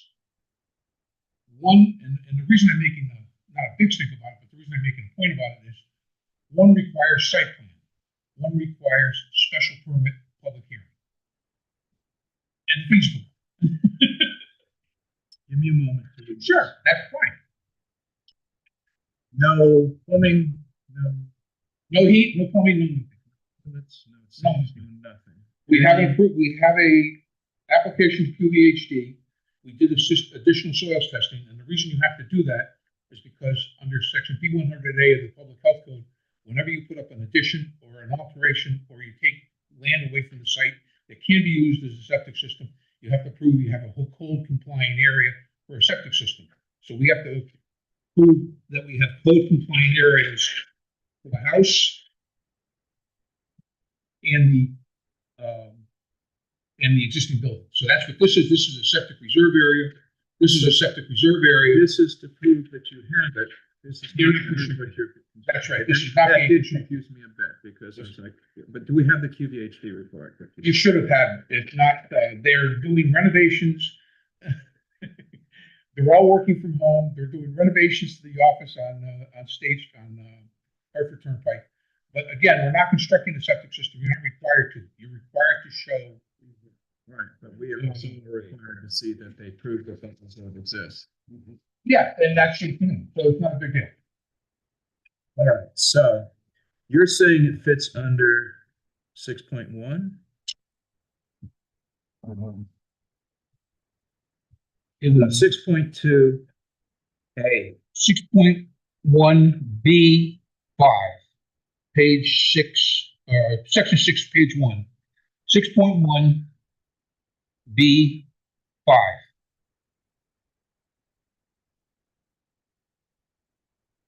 And our counter argument is that this is an addition. No, under 6.2A.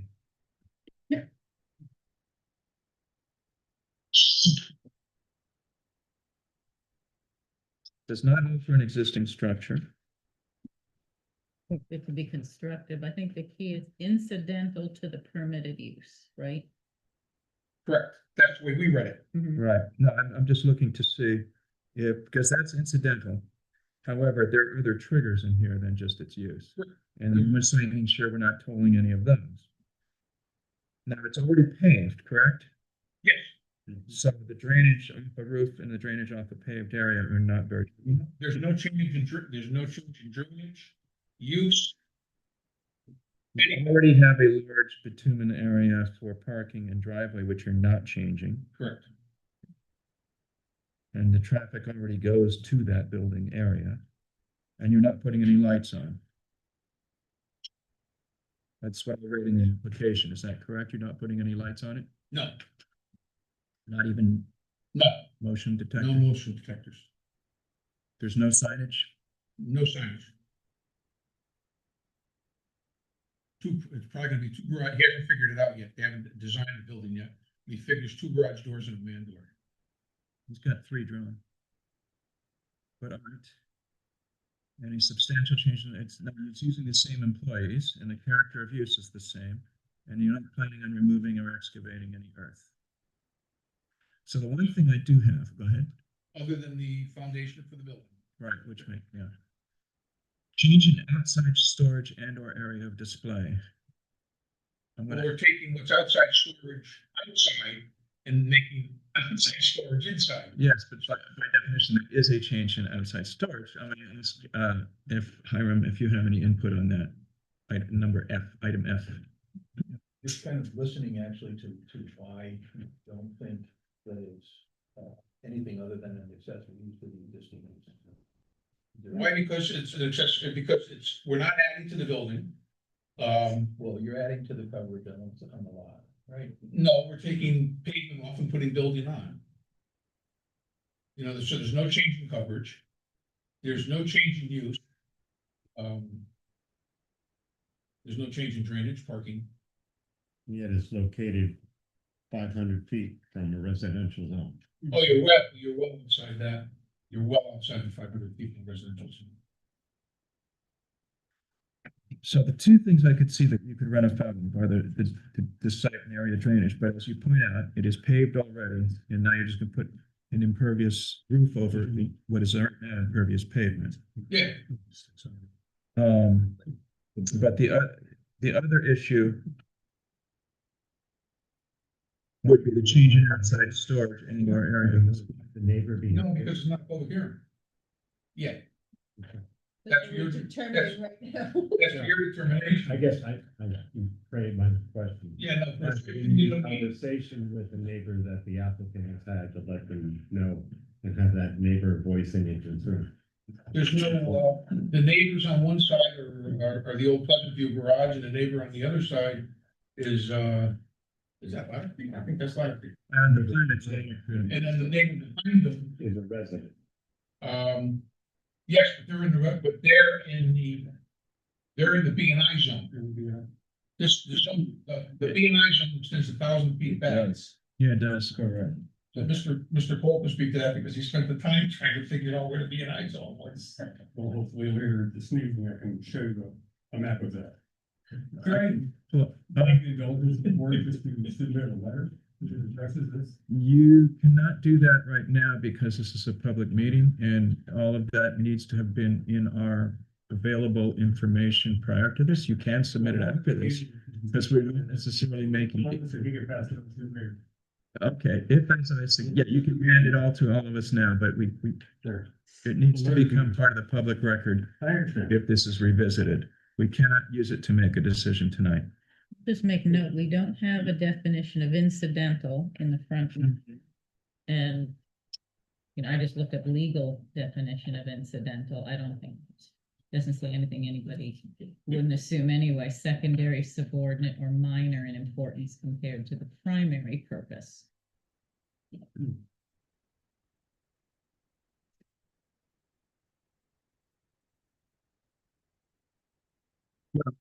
Think.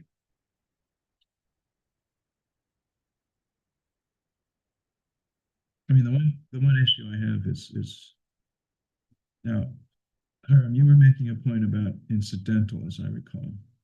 Yeah, I was trying to figure out, just to be clear, exactly what's being proposed here. I haven't seen Norman's letter, so I don't know. I haven't seen it either, and but we can't really, unless, because it wasn't publicly noticed.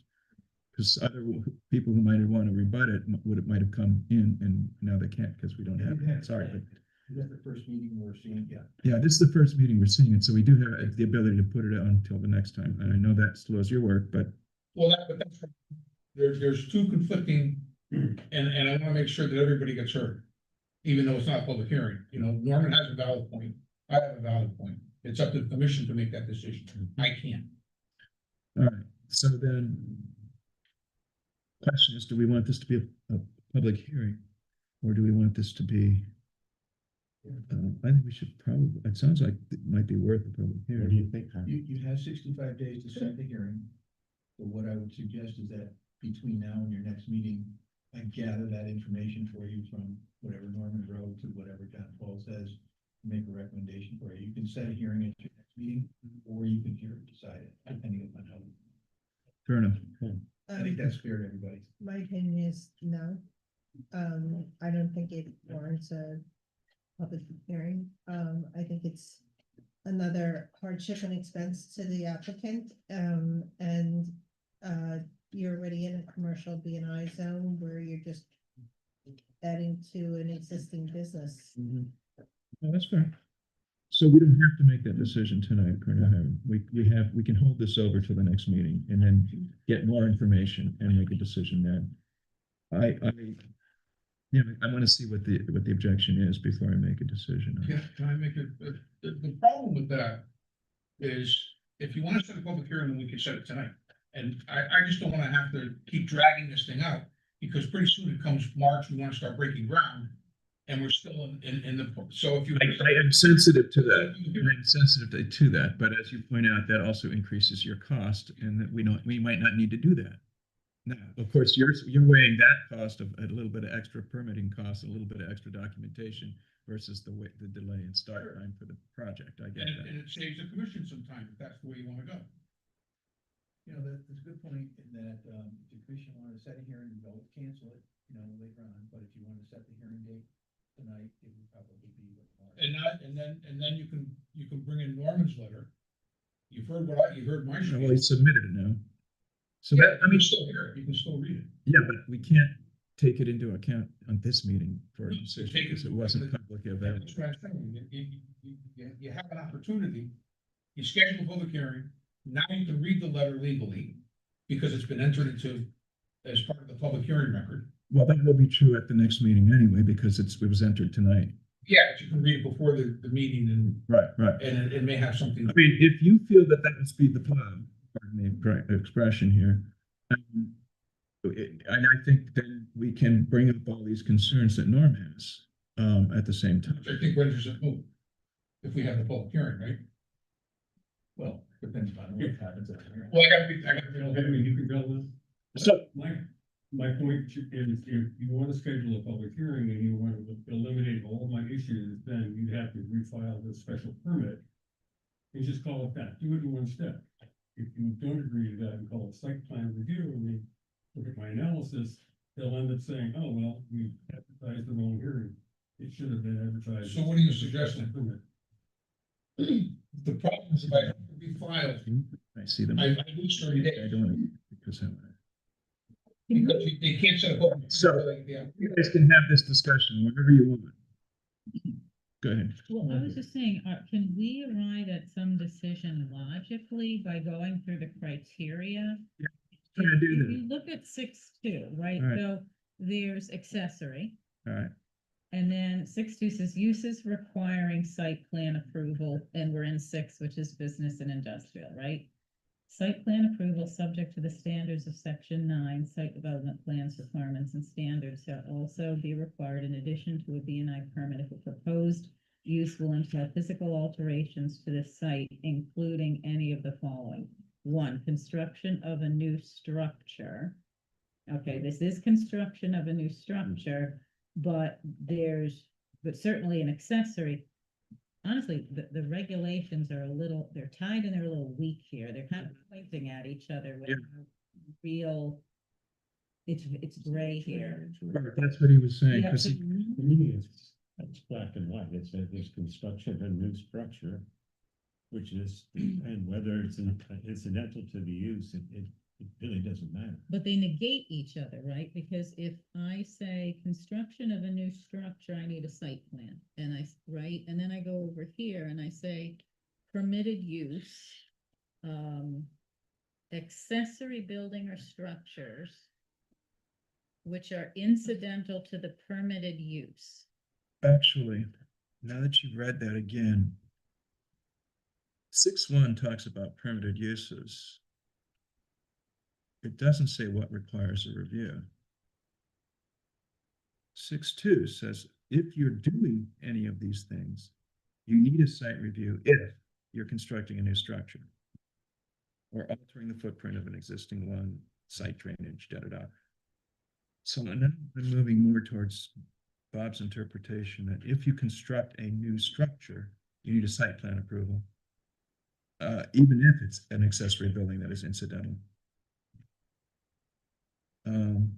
It's permitted because you're not violating the permitted uses of that property, but you need a site plan approval because it's a new structure. And in this case, you could argue that you also toll over number F, subcategory F, Yeah, it does. change in inside storage. You see what I'm saying? Do you hear what I'm saying? Yeah, so uses allowed by permit general requirements. But neither he nor I have found anything that waives the site plan. Remember, it says these are permitted uses.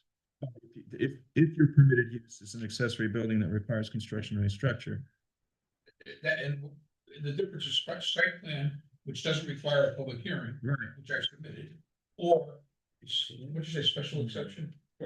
Special permit, which does require a public hearing. It would try. And you're right, the regulations do, it's one of these. Yeah, it is kind of confusing. I'll put it that way. So I'm here, so So I don't see it saying it requires a special permit for site plan. is it just site plan, the Go to 6.2B. 6.2B1? Okay, following uses may be authorized by, this is where you get, okay, 6.2, it wasn't A, it was B that you were objecting through. New additions to existing filling stations, commercial garages, and truck distribution terminals. This is a commercial garage. Correct. But it's not an addition. Mr. Chairman, could I point out, under section B, the following additional uses may be authorized? Maybe you want to ponder on that word.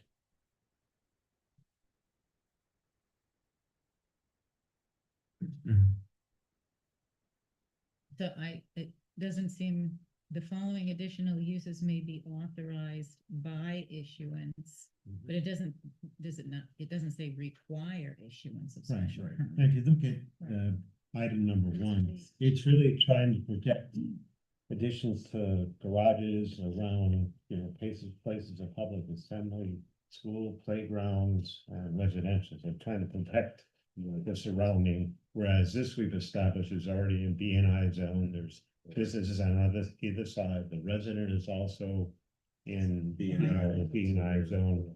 So to me, the spirit of this is not really something that's of concern here. If you look at it from that point of view. And it allows us the option of requiring a special permit or not. Well, yeah, I'm not sure how to read that personally, because the following additional uses may be authorized by issuance of a special permit. It doesn't say that they can be, that they can go on without a special permit. It says that you have the choice of authorized. Well, by omission, then you wouldn't need it. But this is a permitted use. And the permits are in place.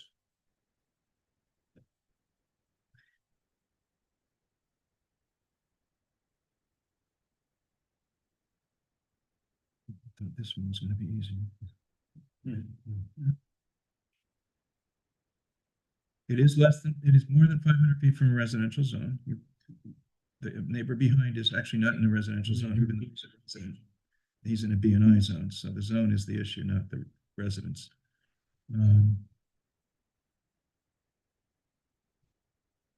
It is a commercial garage.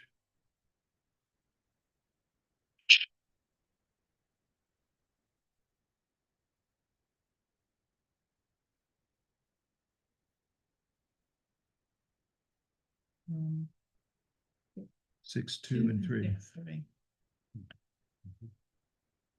I need to look at 16.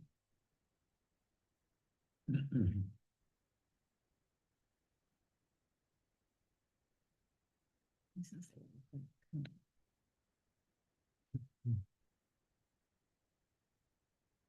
He submitted us.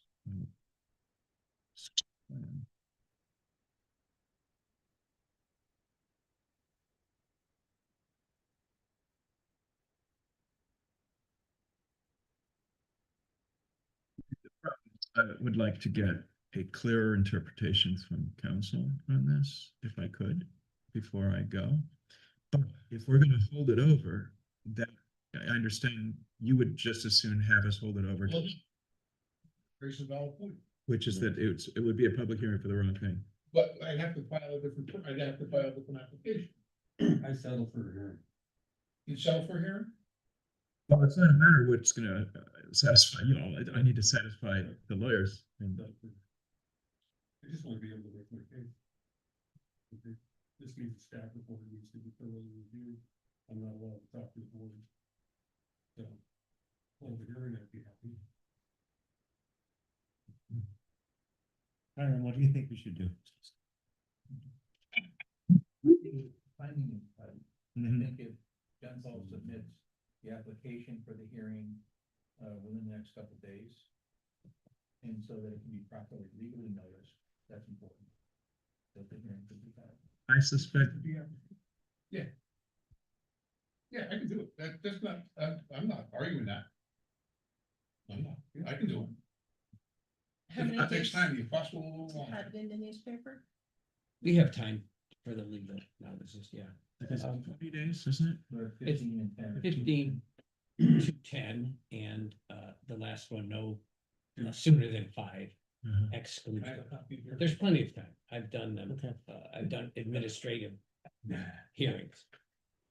Maybe what you ought to do is just look at B B, and the following additional uses. Would the authors of this not have said must be authorized instead of may be authorized? Wouldn't that have been the language to use? If they wanted it to be required always, no matter what. We have, you see, in addition to a site plan approval. right. If it was necessary, I think they would have used the word must. And you could interpret your regulations the way you want to. Well, the only issue with may versus must in that setting, and I think it's not well written for the intent in either case. Could I offer this compromise? Hold a hearing next month, we could do that. For site plan approval, not special exception.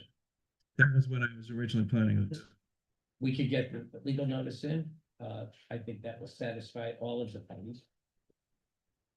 But it's a site plan application, not a special permit. And you're not setting some precedent. We need site plan approval. You could require a public hearing for a site plan, you have that authority. I know. Just making sure this is not, section 5 is not involved here. And section 9. I'm okay with that. Again, I'm trying to find the line that of least resistance here. Tell me I'm right, and let's walk on. I think that may create resistance in another front. Okay, just saying.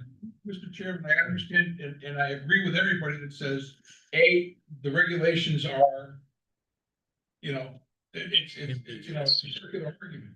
Yeah. And I agree with what Norma says, which is why I brought it up. To a point. So I'm trying to be fair to everybody here and not create the problem. Can I make a motion? I would like to make a motion that we establish a public hearing for the March 4th DMC meeting for the purposes of a site plan approval. This item, which is 2025 number 50. Yes. Is there a second? Second. Is there any further discussion on this? Very well. It's a vote. Hold on the hearing. All in favor? Aye. Aye. Opposed? Nay? No? All right. There you go.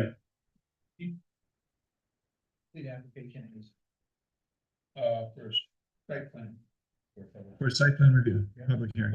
No, they've determined you already submitted your site plan application. Correct. They've determined that they're gonna hold a public hearing based on that site plan application. And at the public hearing, Mr. Cole will be able to state all of his facts. You already turned it in. What? You've already turned your letter in. I have to know who joined us. Um, I gotta go back, I gotta read this back. Yes, you have to notice the I think adjournment. I have to know the The joiners. adjournment. You have the application, Anyone within 100 feet of the. so I think the only thing I need is notice the joiners. Yeah. Yeah. I'm in tomorrow, so, I'll I'm review fine. this and we'll I'm fine. discuss You will be after lunch, or I will play them. it. Well, I have. previously. I gathered. Thank you very much, and I apologize. for the confusion. And I apologize for the thing too, but this is, I gotta do it right, because I don't want to see it back again. I agree with you. And I guess it gives us time to get clarification. Yes, right, sometime pretty soon. Okay, that completes the applications review for tonight. There's a couple other items I'd like to go over. Number one, I was thinking we might need to get extra meetings to handle some of the applications, but that seems to not be as much of a problem. There are 2 special meetings we do need to schedule. One is with the Housing Advisory Committee, which has already set the date they would like us to do by polling their members, which is February 26th. We can do that at 6. This does not have, I guess it would have to be a public meeting, but it's not to discuss business, is to have them present what they have so far for housing suggestions and things to think about as we go through zoning. And to see what their proposals are. And then the other, and to discuss restarting the plan of conservation and development. And the other thing is a meeting that the town council has requested to bring us all up to speed on his interpretations of things. And given tonight, I think that would be a very helpful meeting to have. So I would like from you guys some dates I can pitch to town council on when you're available. I can do that if you want through a doodle poll after this meeting, or we can just come up with dates now because we're all here. Let's see if we can accomplish it now. And then, other than that, our next regularly scheduled meeting is March 4th on 2026 at 7 p.m. So my calendar, let's see, when is good for you? Do the 25th and the 26th. You thinking before the next meeting? I think he wants it before the next meeting, but I am on a plane on the 26th, on the 25th. I get in at 6:45 to Hartford. 26th is the housing committee. I don't want to do a Friday night meeting. The next week, March 2nd, 3rd, 4th. Well, 4th we meet again. Planning and zoning, yeah. 2nd or 3rd. I could do 2, I can't do 3. All right, put 2 as a possibility. I'm checking is Monday. Yeah. It's fine by me. That's a contender for town council meeting, it's 3-2. Yeah. Hang on. And then Can we do that via Zoom? I think he's gonna want that in person, but I can check. Okay. Can we do that with town council and Zoom? The whole point of him wanting to meet is because he wants to talk to you about meetings and the planning and zoning, exactly what, there are some people who are new, so just exactly what your role is. Some of you already know, but so there won't be confusion. And he's long and well experienced in land use. And that's why he could talk to you guys, you could sit and have a discussion, talk about anything you want, ask any questions you want. It's for you, your benefit. It just seemed like a really good idea. Was this I don't really think this was done before. in place of what was planned back last year? It was planning a training session. Is this? I don't know. This was my idea, to be honest with you, to ask him to come in and talk to planning and zoning, because I know that so much comes before you, and what you do, the decisions you make are so important in the town, that it would be really important if everybody was sort of on the same page, and had the same information. I don't know what was planned last year. Kind of like a commission-wide training to just ask how things are done. Depending on what you, I thought we might ask, zoning board of appeals, although your roles are very different. But he's going to be here next week before the zoning board of appeals to assist them with something. So if they can discuss those, well, maybe they want to meet separately. But this is really just for you guys, for your benefit. I think you'll like dealing with him, and he's really easy to get along with. Everyone knows him, right? Okay, so we have the 2nd as a possible date. Can I pitch the 9th? Well, I think 6 or 7, we can set the time whatever you guys are convenient with. I think 7 gives you a chance to eat first. I'd rather do 7. Okay, can you just ask him, because he's coming from about an hour away and he might want 6, would that be really objectionable? How long are you thinking for the meeting? How long is the meeting? He's returning, it's gonna be 3 hours. And Now we have. Probably an hour. All right. Then we split the difference, 6:30. Is 6:30 okay for people? What day was that, John? Sorry? Well, it's the 2nd, and then I'm gonna pitch in case he can't do the 2nd, because he's also like a guy who works and has family and other things. The 9th or the 11th of March, it's the next week, Monday and Wednesday. 9th, I might be out of state. Okay, so not the 9th. TBD. I can't do the 11th. All right, we can't do the Either 11th. work for We me. could do the 10th. 11th is fine. 10th works for me. Does the 10th work for you? Tuesdays are never good for me Okay, because of other 11th 's not good for obligations. me. no, that's fair. The Wednesday's no good. How about Thursday that week, the 12th? But All right. This is the problem, right? it seems to be good. Let's- So how about the 2nd, and if he can't do it, I'll send them an email and ask for more. I do not until we get to the 26th, which we already have been committed to a meeting on. I'm in DC that week.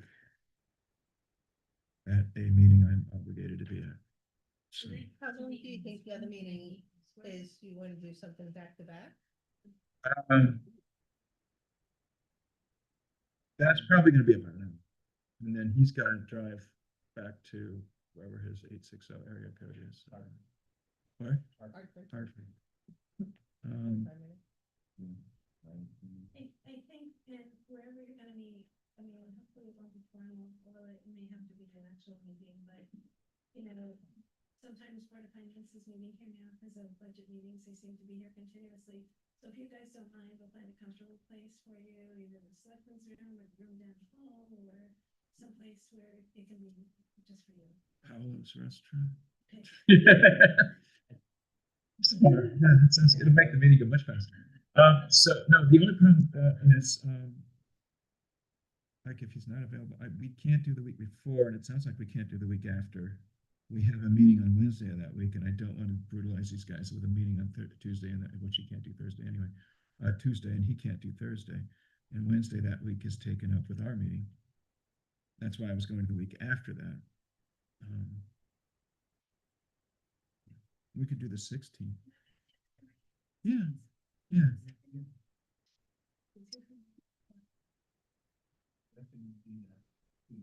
Email the commission, the town attorney, find out what dates he can make it, and then set up the meeting. You can set up the meeting by email. That's what that was going to be my fallback. But if he can do it, if he can respond now that that works for him, then we're good to go.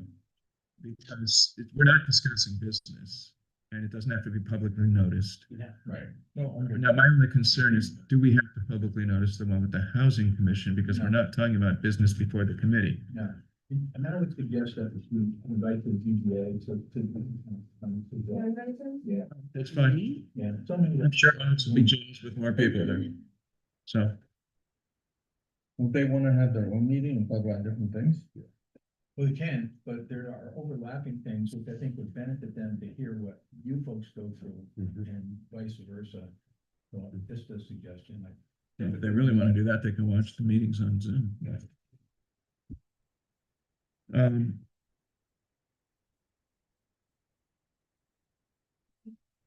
We can do this. Do you wanna go for other business? Is there any other business?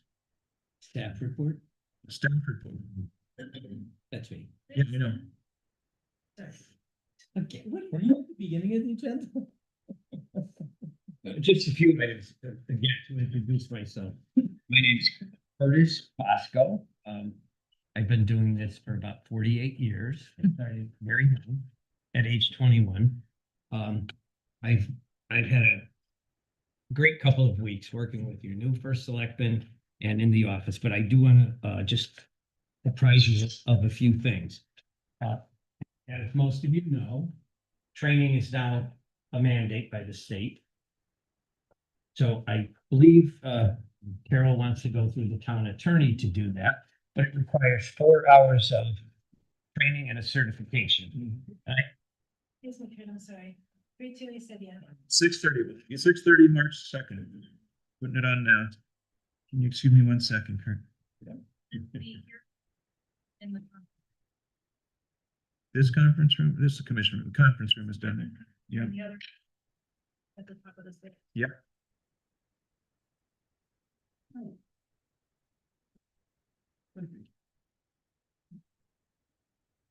If any of the, I'm gonna say senior members, have you gone through training or has nobody gone through training? Long time ago, I did. Okay, it's required every Yeah, I've done 2 training years, recently. 4 years? Is it 2? Yeah. It wasn't long ago. 2017. 4 years. There are also online courses too that we could arrange. Right, so I'm actually in the middle of one, the Connecticut Bar Association online on-demand course, which can get tedious at times, but So what do you suggest for training besides? You know what, I think that, unless the first selectman has another idea for training, I think online training is the best. That way you do it at your own pace, and then I've devised a form that you could also sign and get notarized. It'll be on file in my office. do you have a copy of that? Actually, I think I only got Carol last week. No, the form. Uh, Yeah, it's basically a form that says I did this at such and such a time, and you have it notarized. So any of these providers will be appropriate listed in section B. Yeah. If you're recommending one better than another, The one that I had, Middlebury, folks go through was something that was the Council of Governments. They put a program together. I mean, I could have you watch that as well. But the Bar Association one, I think, is the most comprehensive, and I think you'll get the most use out of it, the best. It does cost $100. The other thing is, Will that be reimbursed by the town? I haven't explored that. Is it? Yeah. If the Council of Governments has a program, we would be members of it and you would be privy to it. Okay, so I'll look for that too. UConn also has some good information and some of that's free. Well, then would it be possible to have an email sent out on what our options are? I can arrange that. That'd be awesome. And ZBA, it's also required for ZBA members, so I'll get to meet them next week. Somebody So- put this on here. The next item, if you don't mind, Mr. Cole did a wonderful job redoing our zoning. I hope I have 8, I think I made 8 today. Is there any reason why it disappeared? Like, we used to have one posted here for every meeting. Is there any I'll reason look and why see we if I can can't? find it. Like, as long as it's It accurate. probably came down with construction, That was more would be detailed. my guess, and it's somewhere in a closet or. That'll be the old ones, so let's see. This is not the official. That you said. Let me follow them up. I think we're making that by 11, but an explanation written up with errors that are in the current zoning maps that are either on your website or in the GIS system. And what I've done is gone through, this is a little volunteer project, and researched all the map amendments that were made since 1962, and I've looked at the 1962 map. And all the errors have been fixed by the map that's been handed out to you. So, That's this map that he has. yeah, Yes. this is a glossy version. I know, it's nice and slick. I have one of those in my house. Oh, man. He has the big one in his office. Yeah, we put a full size, 2 foot by 3 foot of this. Treat this as Scribner error. I mean, whoever the people were that were hired to put the map together made mistakes or they had improper advice. But I've gone back and carefully researched what the map line should be and put in a few things that you know are missing, like the HOD, the aquifer protection area. There's another thing that's very seriously wrong with the map that is supposedly the official zoning map, which was last updated in 2001. You go like this. It takes certain roads at Atwater and Lebanon, and it treats them on the map as town roads. They were discontinued. I saw that. I thought that was weird. It'd be horrible. Someone comes in and uses that as evidence against you and says, let's do a subdivision on this paper road. Okay, anyway, so you can look at my stuff. So my suggestion is over the next month, if you review this, compare it to the other map, excuse me a second. And then maybe you could adopt it as your official map. That's your discretion. The GIS map does show the HOD, just for the record. The GIS map of the town. It's closer to right than That's the HOD on it. yeah, but it had errors. So in terms of accuracy for the town, if there is a official map right now that is an error, do we have the authority to correct it on our own? We don't have to call it, okay, all right. You we don't have to need a go to town public meeting. hearing. You Okay. just have to take note of the fact that You could these determine. technical errors were made and. Okay, so we have the authority to correct. And actually, I put. And interpret. The appendix in the back of the zoning regulations lists the various zoning map amendments that's occurred since 1962. Mhm. And all it took me is carefully check them and survey them and compare them graphically to how they should be represented. That's all. Yeah. That's just how many hours of work, Norm? Do you have a copy of your letter? Yep. Yeah, you just handed that out, didn't No, you? the letter about the previous submission, about the special. When it, or one you said 107 Amity, but I didn't want to see during the public hearing because we couldn't rely on it. Do I have a copy of? You said you had a copy of a letter you wanted to give. Passed it out and gave it to Pretty. I handed it to him. I'll get it eventually. Yes. Well, Mike, I- Now that we're in adjournment, we're not at adjournment. All right, then wait till we're adjourned. Like two I just want to make sure I get a copy of that before I go. Well, before I get to the best part, there are two applications that came in from T-Mobile, as you know, the town. This is actually kind of the stuff I was referring to earlier in the meeting too, is like just bring it up at the beginning, because you do have, there should be a zoning enforcement report at the beginning of the meeting. You want it at the beginning? Yeah, we would do them at the end. All right. Yeah. I saw it at the beginning on the ones I was looking at.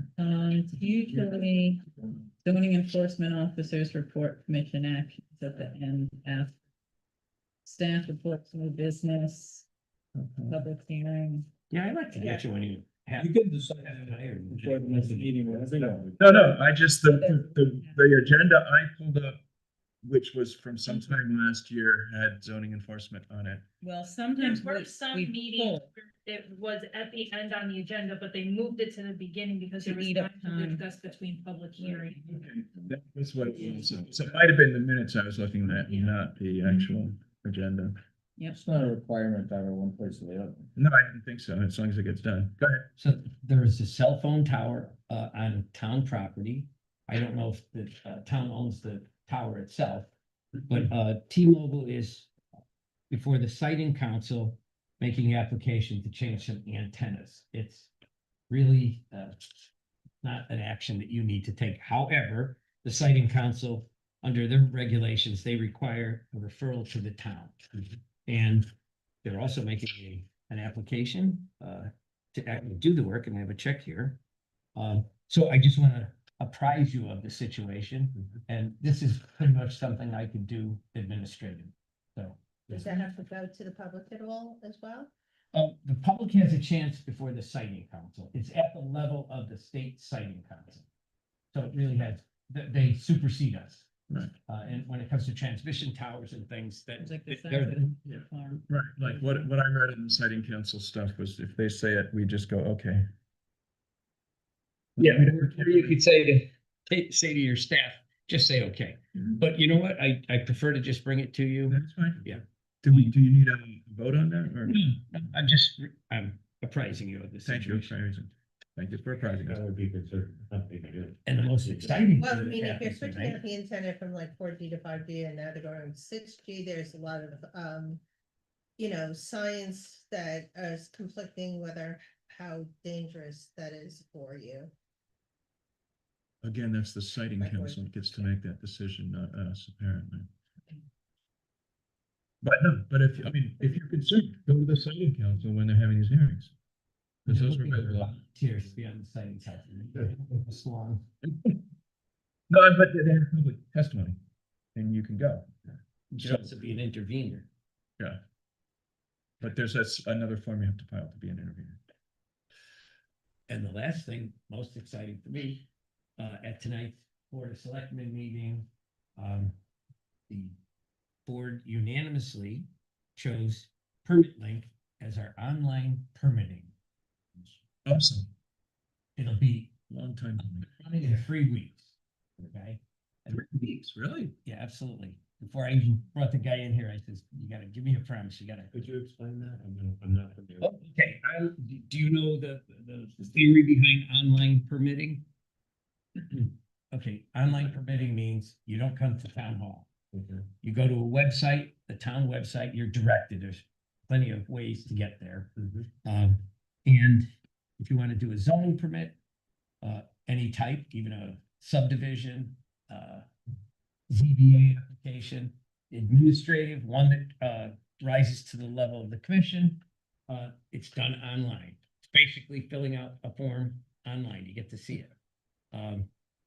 It also is for the wetlands and for the building inspectors. Building inspector's office and their myriad of application forms on the wall. So it's a. So the checklist that we used to have is now incorporated into this site.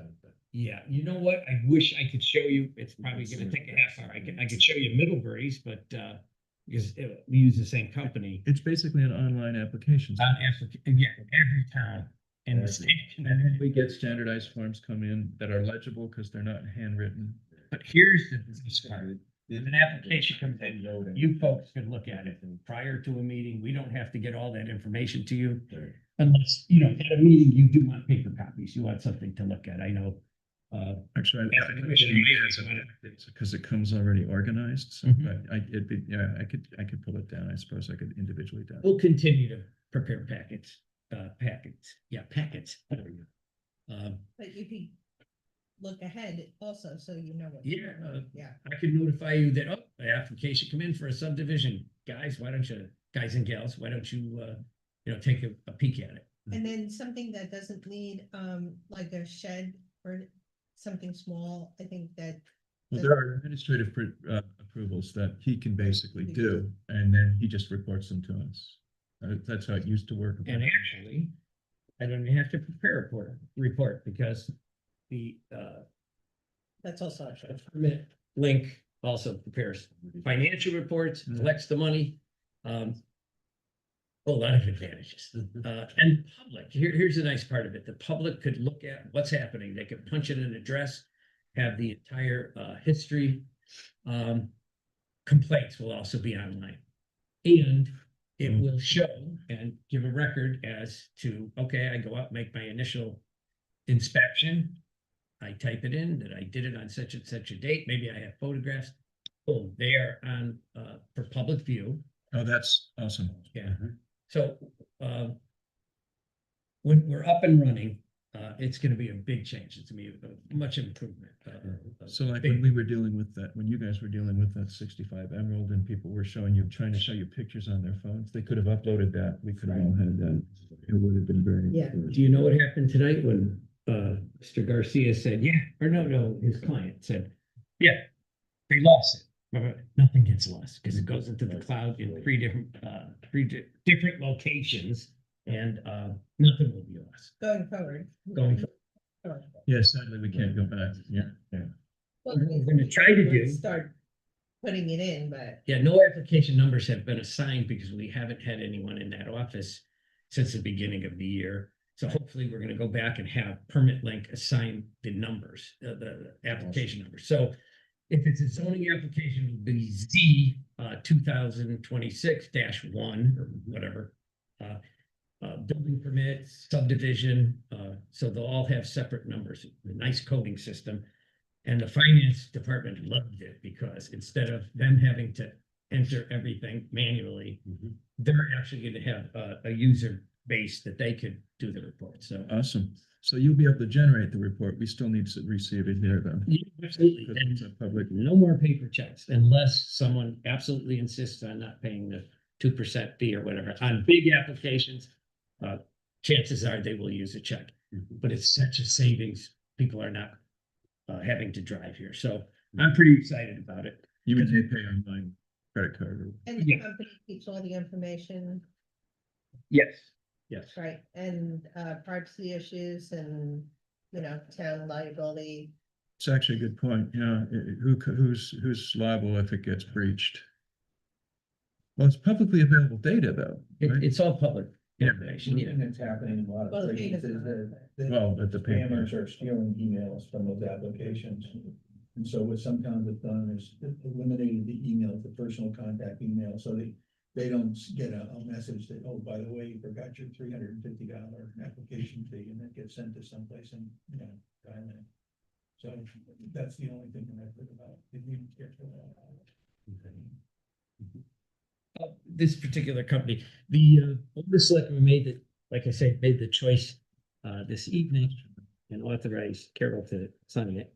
But they service, this particular company services several municipalities. Are any of them as big as us? Some of them are even smaller than you. And the good part is no upfront costs. We opened the bids tonight, or I witnessed that they opened 30,000 upfront and 5% increase next year. So some of them are very expensive. This company they're based in Massachusetts, just over the line. They have plenty of clients in the state, and I've worked with them for 3 years. So it's going to be a big improvement. With that, I'm going to shut up. Carol says I talk too much. We're fine, thank you. I Just talked one too much. question. That's why the two of us together. And- Do you have a question?